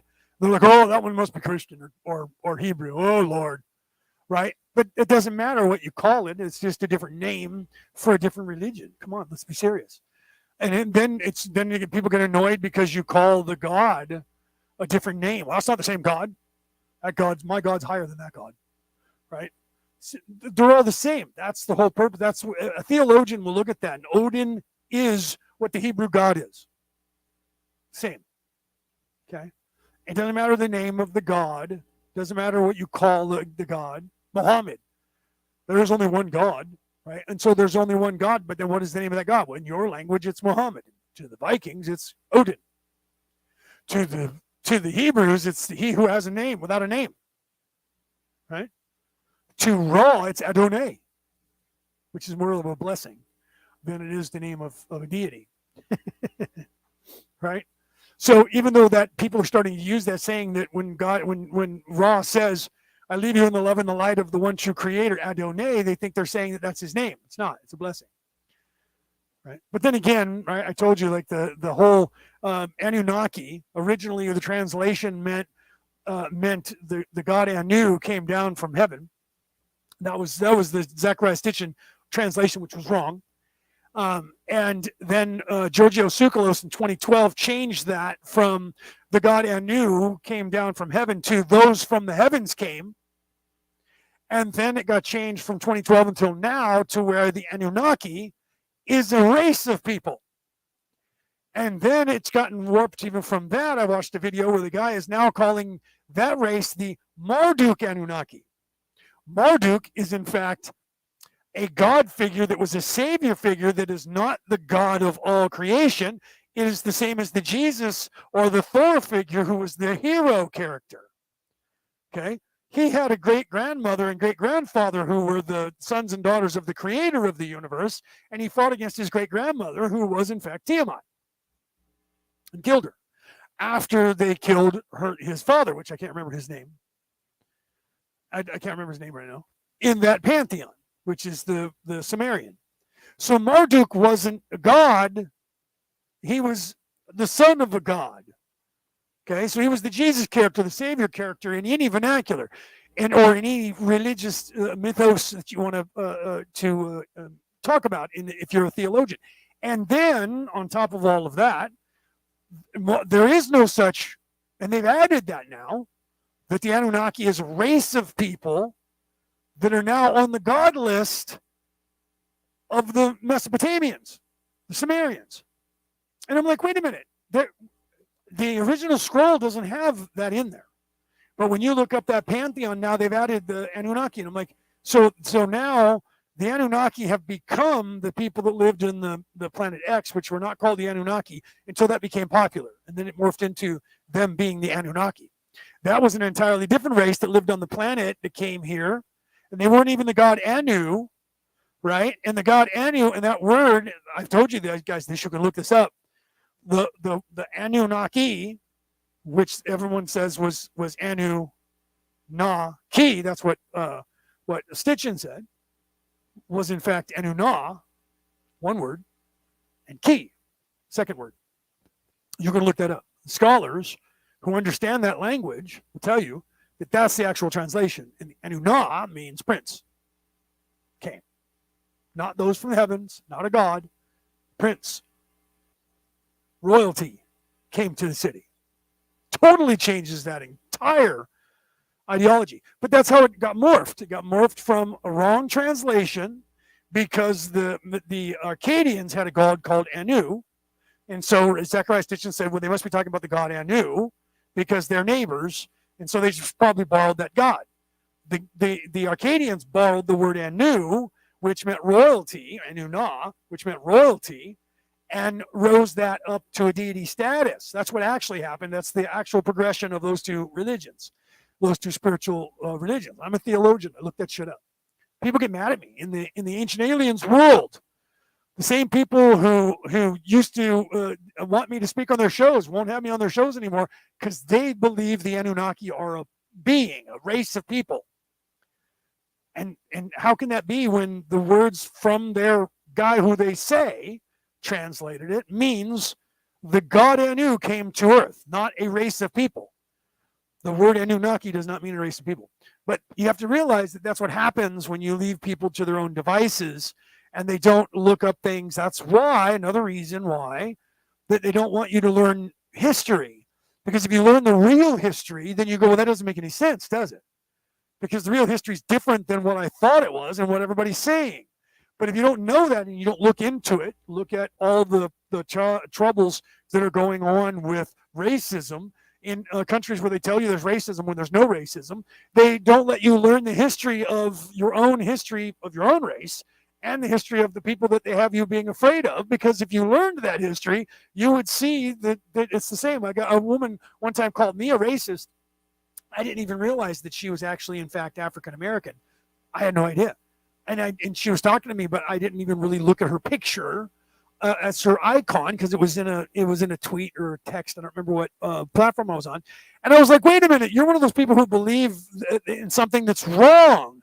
That you're not even looking at history. If you looked at actual history, you would realize that it's an actual society of rich people who look at everyone as if they're their slaves. Doesn't matter the race. It's a class thing. But what they do is they teach you that it's a race thing and that all these other people that you live with, all the other peasants, they keep you divided by telling you that to be afraid of each other. And that's the truth of what they do. And if you don't learn history and don't care to learn history and you just go by what someone tells you, you're going to believe that the Anunnaki are a race of people now. And that now they're called the Marduk Anunnaki. They're not just called the Anunnaki anymore, which Anunnaki is 3 words, according to Zechariah Stitchin, the guy who translated it wrong, and it means the god Anu came down from the heavens, not a race of people came from heaven. So that's how all of that gets changed, and that's why when the Americans in 1943 were island hopping, fighting against the Japanese, landed on an island out in the Pacific. This is not a joke. You can look this up. and built an air base there to land planes so that they could have a base to fight against the Japanese without having to have ships there. They can go out and bomb the ships and not have to have an aircraft carrier out in the water. They were there, and then when the war was over, they left after the war was over, and the people who lived there, indigenous people who had never seen any other human being before, thought that the white Americans were gods that came out of the sky, and they built out of bamboo a replica of a prop airplane fighter and had it on the runway that was still left there, hoping that the gods would see that from heaven and come back. That is not undifferent than the Nazca lines and the shit drawn at Nazca and all around the world where people draw what they saw from the skies who landed here, who they thought were in fact gods, who were just people from another planet showing up here. No different than a people from another island showing up, leaving Hawaii and going out further in the Pacific and landing on an island that they had never saw before. The Japanese fighters had never seen African Americans before in their lives, and they didn't know who these black people were. And the white Americans told them they were our night fighters because they were all black, and scared the piss out of the Japanese because they believed that we had bred people to fight at night and that they could somehow see better in the night, and they had natural camouflage. Not a joke. Look this up. Okay? So there is no difference between people drawing pictures for the gods to see in the sky, who they said are gods that came down to Earth, who were not in fact fucking gods. They were just other people in 3D reality that didn't live on this planet. Okay? And you have to expand your mind to the possibility that a planet is no different than an island in the ocean. First, you didn't know when you were a kid, you had no idea that there was anything past your neighborhood. And then someone opened up the belief and ideology because your parents took you on a trip. And then you were like, oh my God, this land is endless. And then your parents had to teach you that the land wasn't endless. There was coasts, and they took you to the water. And now all of a sudden, there was a coastline and there was an infinite amount of ocean. And what's on the other side of it? And then they taught you what was on the other side of it. And then you learn in school that your place you live in is a small place compared to the entire country you live in. And then beyond that are borders of other people who live in other countries. And beyond that are different people who live on different continents. And then you're supposed to learn that people live on other planets. And it is no different than the difference between the people who lived on Hawaii and the people who lived on Fiji. At one time, they didn't know about each other. And then they did. When they first met, they were like, this is strange. I don't speak their language. I don't look like them, but we kind of look like them, and we can breed with them. Okay, let's do it. Okay? And that's what happened as the world got smaller. But then that next step of evolution to where we were supposed to expand our consciousness to the fact that other people would be taking ships that flew through space, not just in water or air, but there was a time on this planet that having an airship was as foreign to people as having a water ship was to other people. So all the truths we cling to are directly related to our certain point of view. If you were born 1,000 years ago, they were chariots of the gods, because the only thing that you had that was fast transportation that rich people used was a chariot. That's why what's his name called his book The Chariots of the Gods, because that's what they referred to. Okay, and to the Japanese, when aliens first showed up there, they didn't know what to they had no point of reference, so they called it an egg because it was egg-shaped. It looked like an egg to them. And this woman climbed out of this egg carrying a box. And that was the creation story of Japan. That's because they had a 3D encounter with a being not from this world. Okay? And if you look at it from the perspective of the mindset of people who have traveled here from other planets and landed here when we were little teeny pups who thought that their spaceships, like our aircraft out in the Pacific, thought that it was a spaceship from God. When Cortez landed in South America or Mexico, they thought he was a god, and he took advantage of that until they realized he wasn't and he was just a man. Then they invented Maricocha, right? I'm sorry, I think Maricocha's the god. They invented El Dorado, the city of gold, and said, yeah, it's out there. Go and look for it. Because they knew they'd get out into the jungle and then die from dysentery or some other shit or get eaten by lions. So they sent them out. Just keep going. No, it's still there. Keep going. It's out there somewhere, man. You just got to keep looking out in that jungle. Because they knew they were dying. That's what happened. They ended up leaving. And then they came back and turned into, the modern day Mexicans, right? And owned California and Oregon and a little bit of Washington and all of Nevada and Arizona and New Mexico, except for when the Native Americans took it back from them, the Indians. And then Mexico kind of pulled back a bit. And then eventually California was taken from them, right? We know how that worked out. White people showed up again.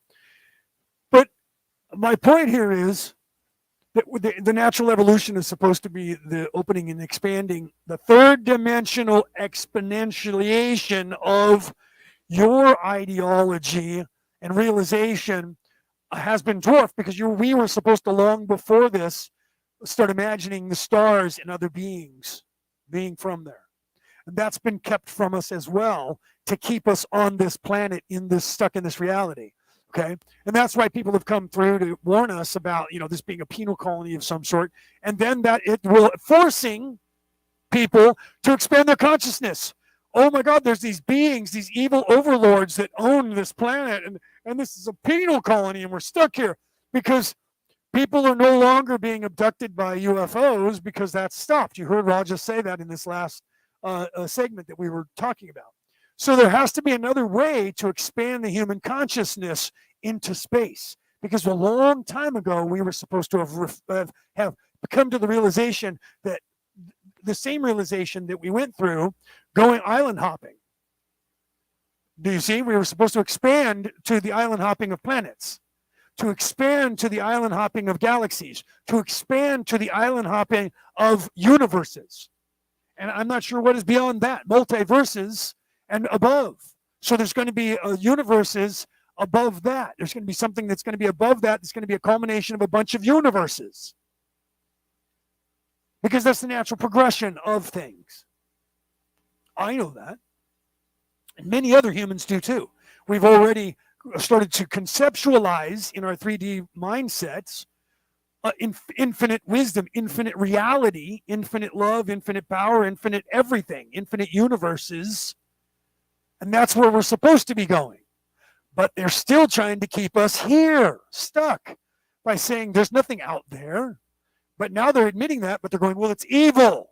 It's all evil out there. That's the same thing as the story of the Garden of Eden. They don't want you taking the fruit of knowledge because they can't control you. Once you become knowledgeable, they lose control of you. And that's inevitable, and that's what's happening now. The harder they push back, the quicker it happens. They know if they push hard enough, there'll be a revolt. There'll be an uprising of the population of the earth. There'll be a revolt in every country, and they'll fall. So they're trying to keep control without that happening. Okay? And they're trying to see how far they can push to push you back. Because people are waking up and they can't stop it by killing us anymore. It's no joke. Okay? And that's what the precursor, what Ra was here to do, was the precursor. And once you got to this point, you were supposed to do what we're doing. Unlock more and more of the message. That is exactly all the scrolls that the God of the earth locked up as well. This is not for you to know. It's for people in the future to understand. And now we're those people. That's why we're understanding all of the religions and comparing them and realizing they're all the same. And realizing they're all stories for children. And it's supposed to be there for you to teach you to wake up. And that's what all of that's supposed to be about. And once you become awake, you gain knowledge. That's eating the fruit of knowledge. They didn't just gain the knowledge of good and evil. They gained the knowledge of why and what that means, good and evil. Not just there is good and evil, there is the devil. What, before that, no one even knew there was a devil? That's possible, right? No one even knew that it was only good, but they're trying to tell you it was for your own good. No, it's not. Because when you gain the knowledge of good and evil, and why you also gain the knowledge that all of this was done on purpose and good and evil were supposed to be known to us, because the evil within us we're supposed to learn to control and choose either to feed that wolf and become evil or to choose not. We're supposed to choose a side. So we're supposed to have the dual knowledge of both.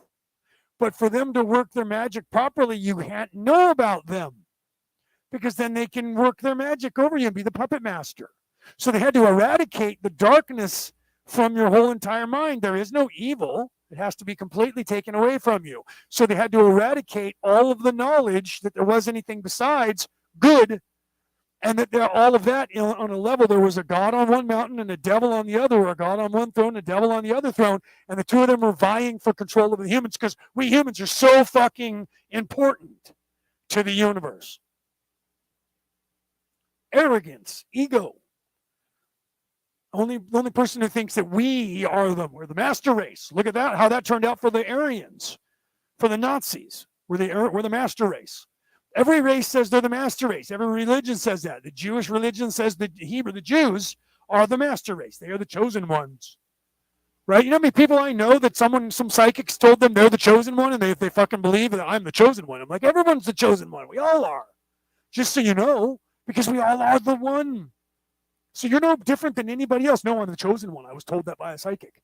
You are the chosen one, but so am I. We are the same. We are one, right? It's when you graduate above that, when you realize I'm not the only one. Ego makes you believe you're the only one. I am the one. No, what you are, yes, you are.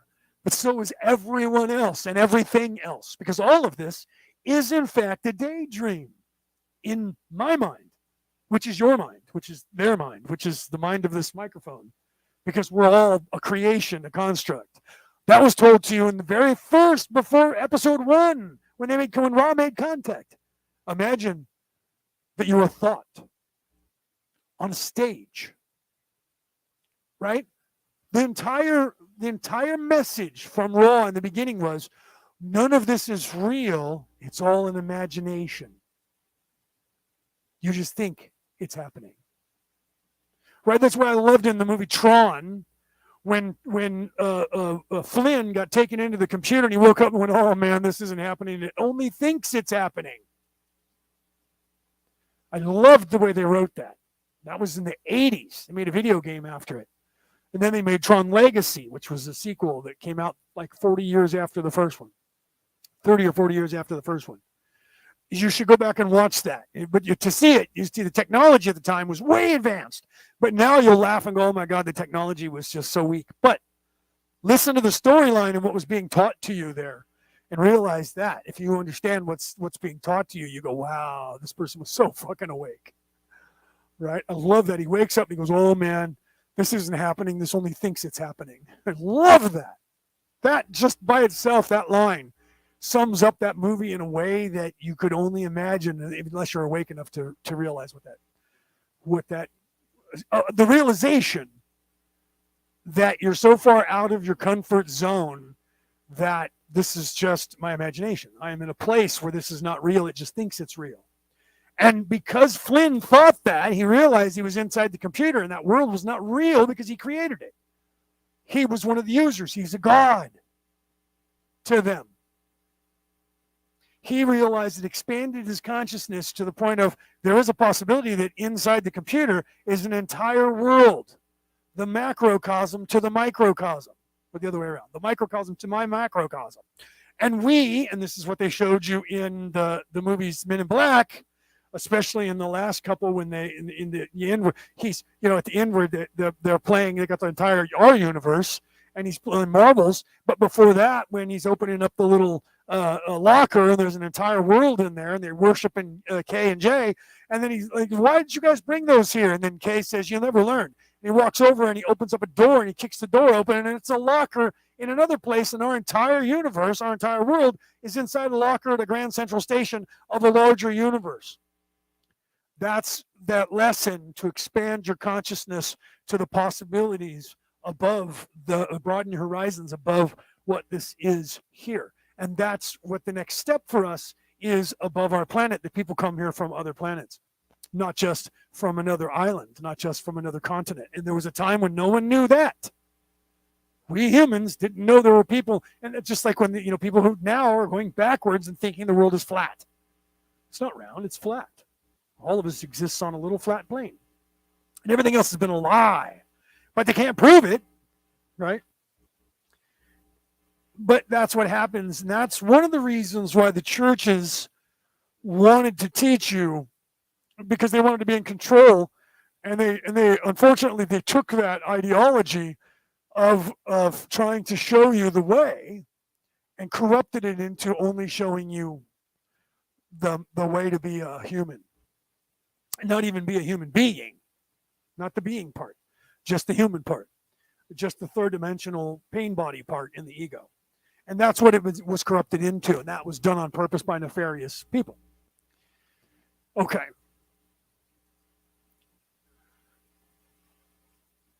Right, Penny says, "Oh, I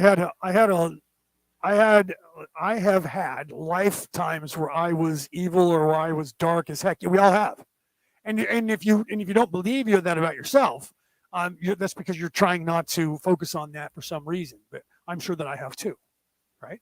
Everybody, you have to. You have been or will be every possible thing you can imagine. So if you can imagine being a murderer or a rapist or a killer or a cannibal or a whatever you can imagine doing, the reason you can imagine it is because you've done it, or you've witnessed it done, or it's been done to you, or all of the above.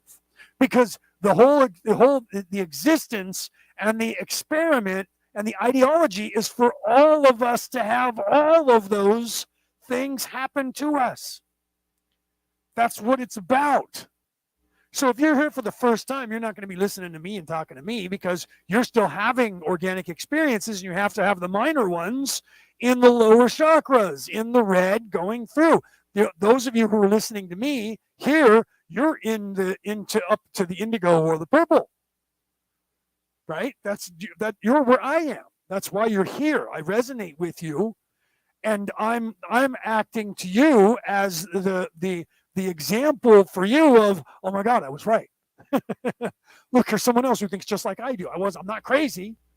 People are trying to tell me that I'm nuts. I'm not crazy, because if I was, he's crazy. And all these other people around the world who independently have come to the same realization. So either we evolve into insanity as a race, in which case, if that's the truth, there's no reason for us to evolve, or that's people trying to keep us from evolving. It's one or the other. And it dawns on people and becomes apparent to them when they gain the knowledge that it is the former, not the latter. It is, in fact, you're supposed to expand your consciousness and learn these things.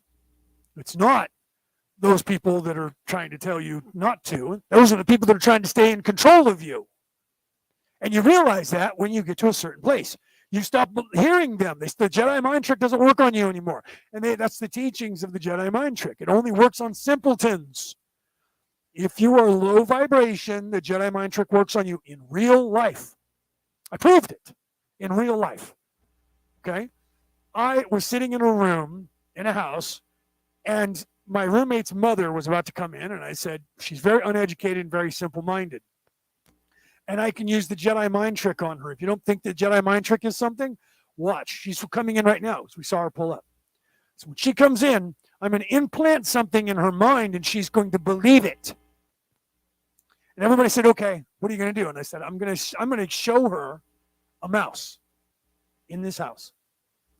And you guys are going to look, and there's not going to be a mouse, because there are no mices. I love mices to pieces. There are no mice in this house. I mean, we all know that. Right? She walked in the door and said, hi, everybody, how you doing? And I said, hey, how's it going? What are you guys doing? Oh, we're just sitting here hanging out. Whoa, did you see that? Look, it's a mouse. And I pointed it and even gave it a motion with my hand, a movement. Oh, my God, look, there it goes. She saw the mouse and agreed with me. There was a mouse that just ran across the floor, and I saw it. And to prove that, my roommate said, Mom, you did not just see a mouse. No, I did. I saw it. You saw it. She points to me. You saw it, right? Yeah, I saw it. And they knew ahead of time that there was no mouse and that I was going to lie. And that I was going to implant that in her mind. I did, and she saw it. And I had to tell her I lied to you. And even then, she wasn't sure if what I was telling her now was the truth or not. Because I implanted in her mind the thought of a mouse, gave it movement, and pointed to where I was projecting it to be, and she saw it. Okay? And that's the Jedi mind trick, but it's true. Okay? It's not some trick of magic. People who tell you they're mentalists, they do the same thing. They know that people who are low vibration are easily convinced of a thing. And they'll tell you, and that's why in torture, they try to bring you down in your vibration to a physical level by torturing your physical pain body to get your vibration lowered and lowered and lowered. And then they tell you something that's untrue, and they get you to believe it, and you believe it to be so, and you see it. In an entire episode of Star Trek The Next Generation where Captain Picard got captured and he was being tortured, and every day the guy had him sit in front of him in a desk, in a chair, and up behind him was track lighting, and there was 5 lights, and he told them there were 6. No, there was 4, and he told them there were 5. And he kept telling him there was 5 lights, and he says, there's only 4. And he says, no, there are 5. And he kept torturing him, and he kept telling him there's 5 lights, and he knew that once he got him to admit and see 5 lights and believe that there was 5 lights, that he broke him, and he would break him. And then he would bend him to his will, and from that point on, he would give him all the secrets that he wanted because he would Jedi mind trick him. He had to lower him to the point where he would take and be easily susceptible to his suggestions. And once he started believing him, then he could tell him he was God, and he would believe he was God. Okay? They do this in real life. Okay? They do this in real life, in real torture. And then they tell you did something that you didn't do. They tell you see something, you ate something, you drank something, something's there that's not there. And they tell you that over and over and over. And the more you get close to breaking, the more you start seeing it. That's reinforcing something in a negative way, or a positive way does the same thing. Reinforcing something in a negative way that makes you believe it. That's why if somebody tells you you're stupid your entire life, you're going to have what we call a complex. And that entire concept of what a complex is that you've been beaten down, your mind and spirit has been beaten down to a very low vibrational level. You have no self-confidence, no self-worth, and you're easily susceptible to other people's telling you something. And this is what they're doing on television. Turn on the news, and they're doing it to you constantly on every news channel, 24 hours a day. Okay? And they do this in movies too. The difference is in movies that there are people in the movie industry who have learned to get around their little algorithms, and they're teaching you good things on purpose as well as bad things. They tried to stop all of that, like they took off the air the show Cops because it painted cops in a good light when they were trying to, with Antifa and Black Lives Matter, trying to prove that the cops were the enemy for the last 3 years in the United States. So they canceled that program. Fox has now reinstated their Cops program because Cops was originally on Fox, and then it went off, and then they picked up the PD Live, right? Live PD. And that was the one that they canceled because that one was trying to show everybody that the cops were good guys and they're your friends and not all of them are bad. Well, they couldn't paint the narrative to defund police without painting the narrative that the police were evil, and they couldn't do that when that show with PD Live was on the air. So they canceled that show. So Fox has now picked up, but only on Fox Family, their Plus channel, they've restarted filming Cops again. But it's on there, but you have to pay them extra money to see it. That's just like Fox is trying to tell the whole world what really is going on and what the swamp is really doing and what the rich and the elite people are really doing for an extra $10 a month. You get the real story. Okay, so they're not so honest like everybody thinks, and so much in they must be the champions of the people because they're going against the establishment. Really, they are the establishment, and they proved that by saying we're going to tell you everything that happened on Hunter's laptops and all of the secrets for $10 a month on Fox and Friends. That's their Plus channel, right? We're going to tell you everything that's really going on with the rich and the elites for $10 extra a month. Otherwise, you don't get to know it. Oh, but you can watch it for a month for free. Tucker Carlson is because he's the most popular. They're using him. He does at least 7 commercials in an hour to try and sell you that. And then they have a generic commercial that they play. So in the 1 hour time period, you will see it 14 times at least on Fox. That you want the real story? It's not here on the paid channel that you're already paying for in your package on your cable company. You have to pay us an additional $10 a month and we'll give you more stuff until you pay that stuff. And then they'll come up with new programming on their Plus Plus channel where you have to pay another $10 a month. This is where this is going.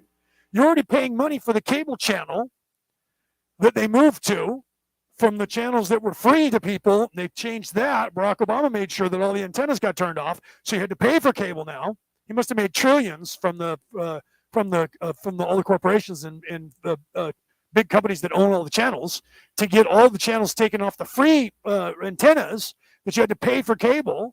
And then, then they moved it to high def. And then, when they did that, they moved it to your Wi-Fi. And that was another law he just created and got paid for that, I'm sure, because politicians don't do something for free. And then on top of that, then they came up with pay-per-view, which didn't work when it was called pay-per-view. So then when they called it a plus channel, everybody bought into it. Now, every network has a plus channel. So you pay money to get cable, pay extra money to get high definition, which is weird because Barack Obama made it illegal for anybody to broadcast in anything other than high definition. So you shouldn't have to pay extra money for high def channels, but we do. Then on top of that, every single network wants another $10 a month out of you to get their plus channel. And then what do you think is going to happen when all the plus channels, everybody's paying for plus channels, plus channel, or a plus, right? They'll come up with a new name, but they'll charge you another $5 here, $10 there. That's what they're doing. Come on, let's be serious. So Fox isn't so champion of the people. My last name is O'Neill, which means bloodline of champion, who is one of the gods of Ireland, champion of the people. Okay, Fox does not mean champion of the people. Look up what the word Fox means. Okay, so I'm not charging you $10 extra for the real knowledge and telling you there's a real knowledge you don't know, but you have to pay an extra $10 and I'll give it to you. Anybody who does that and anywhere you are, unless it's like a reading, because then they're trading their ability, right? So if somebody says, I'm going to give you a free ability to show you that I'm legit, and if you want a full reading, it's going to cost money. That's different than me broadcasting where I already make you pay for it, right? And then saying, oh, but if you want better stuff, you have to pay me $10 every month. And I'll give you access to it. Unless I'm giving you a website that gives you more knowledge, okay? But this is different. This is programming that you're already paying for because you had to pay for something that used to be free. Then you had to pay for the cable channels, network channels, they call them now. And now you're paying for plus channels. What's next? It's just that right there is evolving into a plus and a plus and a plus. They did that with movies first, and they had sequels, right? And then you had Jaws 183, right? And so every show now, if it's profitable, they make a sequel and a sequel and a sequel and a sequel. So now they're doing that with their channels of programming on television. That's why it's called programming. Okay. All right, I'm going to go. It's now 20 after 7. But you're going to see, as soon as Raw gets passed, where's all this going? You're back into politics again. When we get past the talking about the physical manifestation of spirituality, you're going to see them get back into, and the physical, you'll see that it's going to be a lot of what they don't get involved in politics, but you're going to see that everything that I've said that is physical manifestation and the knowledge of that I just gave you is going to pertain to everything we're going to be talking about in session 9. Okay.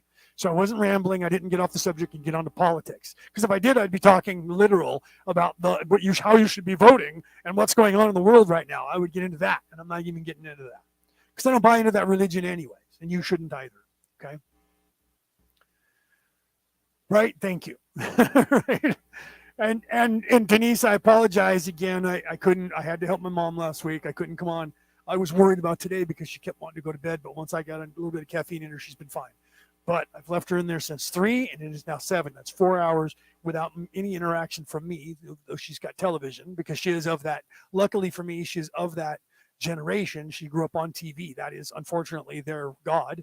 And that's what they do. They've been doing it since they were children, and that's their religion. They sit in front of it, and they're programmed by it. It's unfortunate. Their parents were just as bad. They had radio first and then went right into television.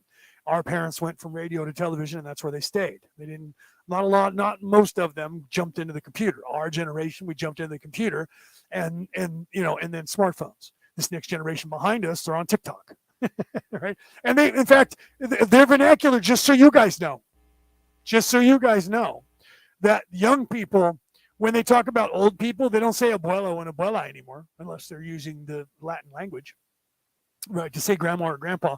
When they say old, they say Facebook, because only old people are on Facebook. They used to say that about MySpace. I'm on Facebook. I'm not on MySpace. I'm not a MySpacer, which meant I'm not an old person. Now, all the young people say Facebook when they refer to the platform for old people. Right? So just know that about yourselves. If you're on Facebook and that's exclusively where you are, you're old. And the kids say you are. I'm not saying that it's wrong, right? I'm not saying that. The good thing is the kids aren't on here, so most of the people that are here are adults physically, right? I wish there was a platform, and this is what we do. There is a few, right? I have a group. Some of you, if you're in it, you know what I'm talking about, the Love Light group. If you're in that, you'll see that there's no fighting there. There's no arguing, because we only allow people in there that are actually awake. Not woke, right? They're actually awake. And therefore, there's far less arguments. But people don't post there much. When you wake up, you find that it's not really necessary to have to post. You have to remind yourself, wait, I'm trying to help the children. I have to post because I have to help the children. Because you get inside your head so much, you get into your own spirituality and you're clearing out yourself. You end up doing that more, and you start to have to remind yourself, wait. I'm supposed to help them too. Right? I'm supposed to help all, not just myself. So if those of you who may listen to this, if you start finding that that's what you're doing, it's okay that you're in a spiritual place, but remember that as the adult in the room, you need to turn around and look at where you came from and see that there's 1.5 billion to 4.5 billion to 7 billion people on the planet who are behind you now. And it behooves you as the adult to go, oh, I got to help them. You'll get there, but sometimes we forget, right? So I don't post as much as I should, because I have to remind myself, oh, I have to post. I'm supposed to be helping people, not just doing the law of one, not just doing my show on Friday. I'm supposed to be helping people in other ways. So that's why if you see me on the different platforms, and if you don't know that, I'm on many different platforms, you'll see that I'm doing the same thing there, just in a different way. Like on TikTok, I'm not on there talking, although I'm thinking about going on there and doing those 30-second spots.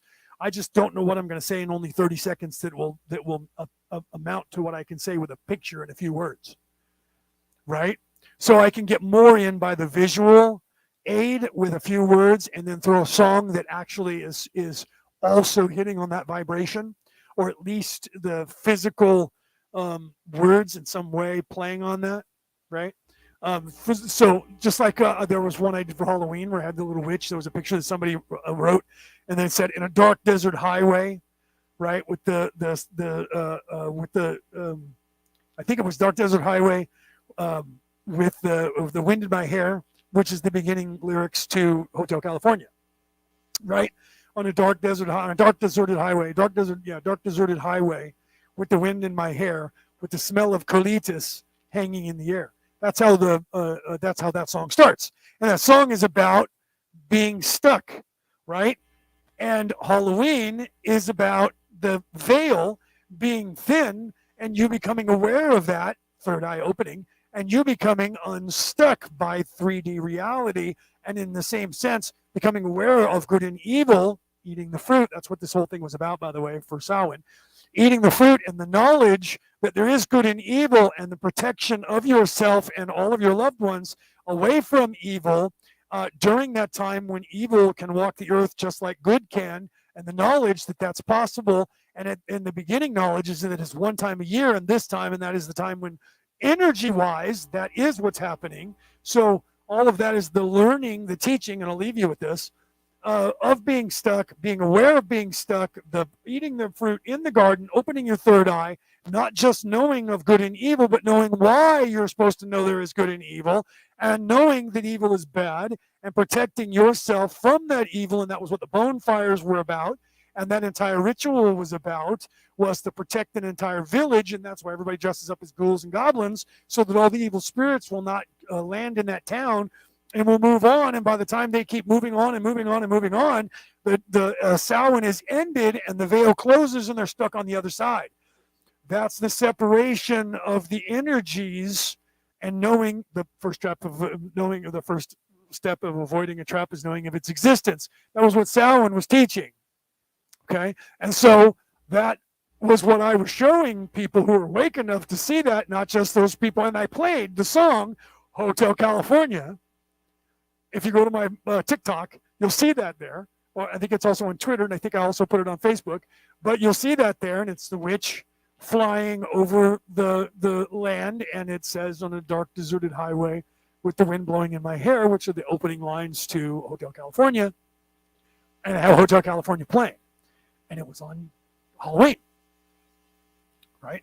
So that was for anyone who's pagan or Wiccan or Druid or any Southern Viking and awake, you guys got that. For those of you who weren't, you might not have got it, but I'm explaining it. And if you watch it now, knowing what I just told you, you're going to laugh and go, oh my God, it's so badass, right? But the 250 people who saw it since I posted it, I don't remember how many people said they liked it, but it's only a few who went, yeah. And those are the ones that, Peter, you, if you're still here, buddy, he got it immediately, went click. I love that, brother, because of that, right? All right, guys, have a great night, right? Penny says, if I were to mess with any evil or dark energy, I woke up with teeth marks because I don't have my glasses on, so bear with me here. Because they know me and I turned against them. Well, you know what? They know you anyways. And yes, because you turned against them. I once was ambushed by 3 demons, 2 sub-demons and a soldier demon. And I went there on purpose, knowing that I was going to be in a fight, but didn't realize that I was going to be ambushed by 3. And I should have figured that. But luckily for me, I brought weapons with me, and I was just slightly out of phase with this reality. So I was in what we would call the nether, and in between the 2 realities, and between the veils. And I vanquished, sent one, deported one. If you guys watched Constantine, the movie, I deported one back to hell. One is no longer in existence in this reality. And then I really did a lot of damage to the soldier demon, but he also, I was attacked physically in the physical realm, and I broke out in hives in this realm all over my body. And 2 of my best friends, who were not even privy to this happening at the time, came to my aid and also was in the fight. And both of them broke out in hives and were unaware of it, but knew that something happened, but they weren't sure, but I saw them there. And then I talked to them, and when I told them what happened to me, they were like, oh my God. And they both showed up and showed me that exactly where I said they were struck was where they had rash, where they also broke out in hives at the exact same time and they don't have any conscious memory of being in that fight. But I told them, you were there spiritually and astrally, because I pulled you in. You guys were there and fought with me. And I didn't know anything but when I explained that to them, they would say, wait a minute, where was I struck? And I told them, they were like, oh my God, I'm coming over. And they didn't live with each other, so it wasn't like they made it up together and said, let's go over and show. They both were friends, but had no prior knowledge, because I got them both on the phone at the same time, told them about it. They were, oh my God, I have to come over and show you. And then the other one said, oh my God, I have to tell them on my way. They both came to my house, and exactly where the place on their body, or multiple places for both of them actually, that I said to them was where they took damage, they also had hives. So physically manifested in this reality, they were trying to kill me. They lured me in and tried to murder me, but it didn't work, and they almost all 3 lost their existence. One is no longer capable of coming to the 3rd dimension. The other one was booted back to the 5th dimension, and the soldier demon was eventually, I caught it. Eventually I caught it and bound it to a piece of wood that it was hiding in. And then I burned it, right? So I sent it also off, and it tried to return, but by then, Thor had given me the okay to speak to a friend of his, who was in fact what we manifest here on Earth as a gargoyle, which are demon hunters. If you play World of Warcraft, and the gargoyles, that's why all the churches and old buildings have gargoyles on them, facing in the cardinal points and all around, watchdogging, because the gargoyles are the race of beings whose job is to hunt demons. Okay. And so I've made friends with and found out that in a different manifestation, it's me. I was like, my God, we're almost identical. Thor was like, you guys are so much alike. Well, I realize why now, because because the gargoyle is a bipedal dragon, right? And I know that in 2 other realities, I'm a dragon. I'm a gold dragon in one reality and a red dragon in another. And I'm being told the yellow dragon right now. That just was coming into me. So in 3 different realities, I'm a dragon. And I just saw the yellow pop in. Gold, yellow, and red dragon. And apparently that gargoyle, right? Whose name is Trendle, by the way. And I was introduced, and we were friends, and I was having Trendle on a spiritual or non-physical manifested energy level help me to defend myself and other people. And when you see him, this is weird, even if you don't believe what's going on. And this is where I tell you this, and then I'm going to let you guys go, because this is where people see manifestations of different entities that are either good or evil, that are in that war, that is part of the temporal war that is outside this 3D reality. That when they walk through the room in front of you, you'll see a wisp of smoke, and you'll go, "What was that smoke?" But it's not gray smoke; it's black. Okay, and I've done that where I've sent Trendle to help someone, and they're like, "Okay, I'm tripping because I keep seeing smoke." And then I look, and the smoke dissipates, and it's gone. But there's definitely smoke, and that's where you get the acre, the scent of acre in the air. That's the smoke that doesn't manifest in this reality. That's why we don't know what that scent is. And the closest thing that we can refer to it is the smell of not just burning wood, but of something, other words, and that's why we've named it that in our existence, because the scent of acre is a scent that is foreign but familiar, but doesn't exist on this plane. So if you've ever seen that or smelt that or both, that's because in your reality, right outside of your reality in 4D or 5D, the shift, or in between the veils that make up those octaves, there's activity going on in and around you, and you're capable of seeing it. So it manifests to you in a wisp of smoke and a scent. And you, what was that? And you know it too. You're like, that doesn't feel weird or evil to me. And then there's another smell that comes through that they still use is the word acre. That is a smoke that happens, and people go, "Oh, ooh, that's bad. We got to get out of here." It freaks you out because that was evil. Right? And that's usually an angel or a demon, and they're usually manifesting in a place where they're not supposed to. But we are moving into the realm where we're able to see that. That was what Constantine was supposed to be showing you, and him not understanding that the demons were crossing over and showing themselves to other humans. What the fuck is going on? And it was his realization, his investigation that brought him, because he was so angry and he was dying of lung cancer, and he was so angry and trying to debauch himself that he had lowered his own vibration. They didn't tell you that, but that's what was supposed to be happening in that movie, in that story. And that through his investigation and then his sacrifice, because he fell in love with the woman, his sacrifice becoming ultimately back in service to others instead of in service to self, which was his penance from the beginning, by the way. If you know anything about Constantine in real life and the legend of Constantine, he was supposed to learn that lesson again. Thor had to go through the same lesson, by the way. He became mortal, and that was what they were supposed to be teaching you with Ragnarok and all these shows, where he was supposed to have gotten into a fight with his father, and he was supposed to be sent down to Earth, but he still had the hammer. And this is what the story of Thor is. He was sent down to Earth and made mortal, but made immortal. He was a human and immortal until he appeased his father, and his father was trying to teach him humility, and teaching him to be an adult and to graduate. That's the whole purpose of the story, was that even the god Thor can be humbled and have to learn what we learned. That's Jesus dying and going to hell in the resurrection. Same story. And it's just a parable of that same story. Okay. So that's what Constantine, the movie, was supposed to be. Constantine was the Jesus character, the Savior, and he had to have the dark night of the soul, which is what Jung teaches us, and then he ascended to heaven, and that's why the devil took his cancer away from him. The devil took away what the devil put in him.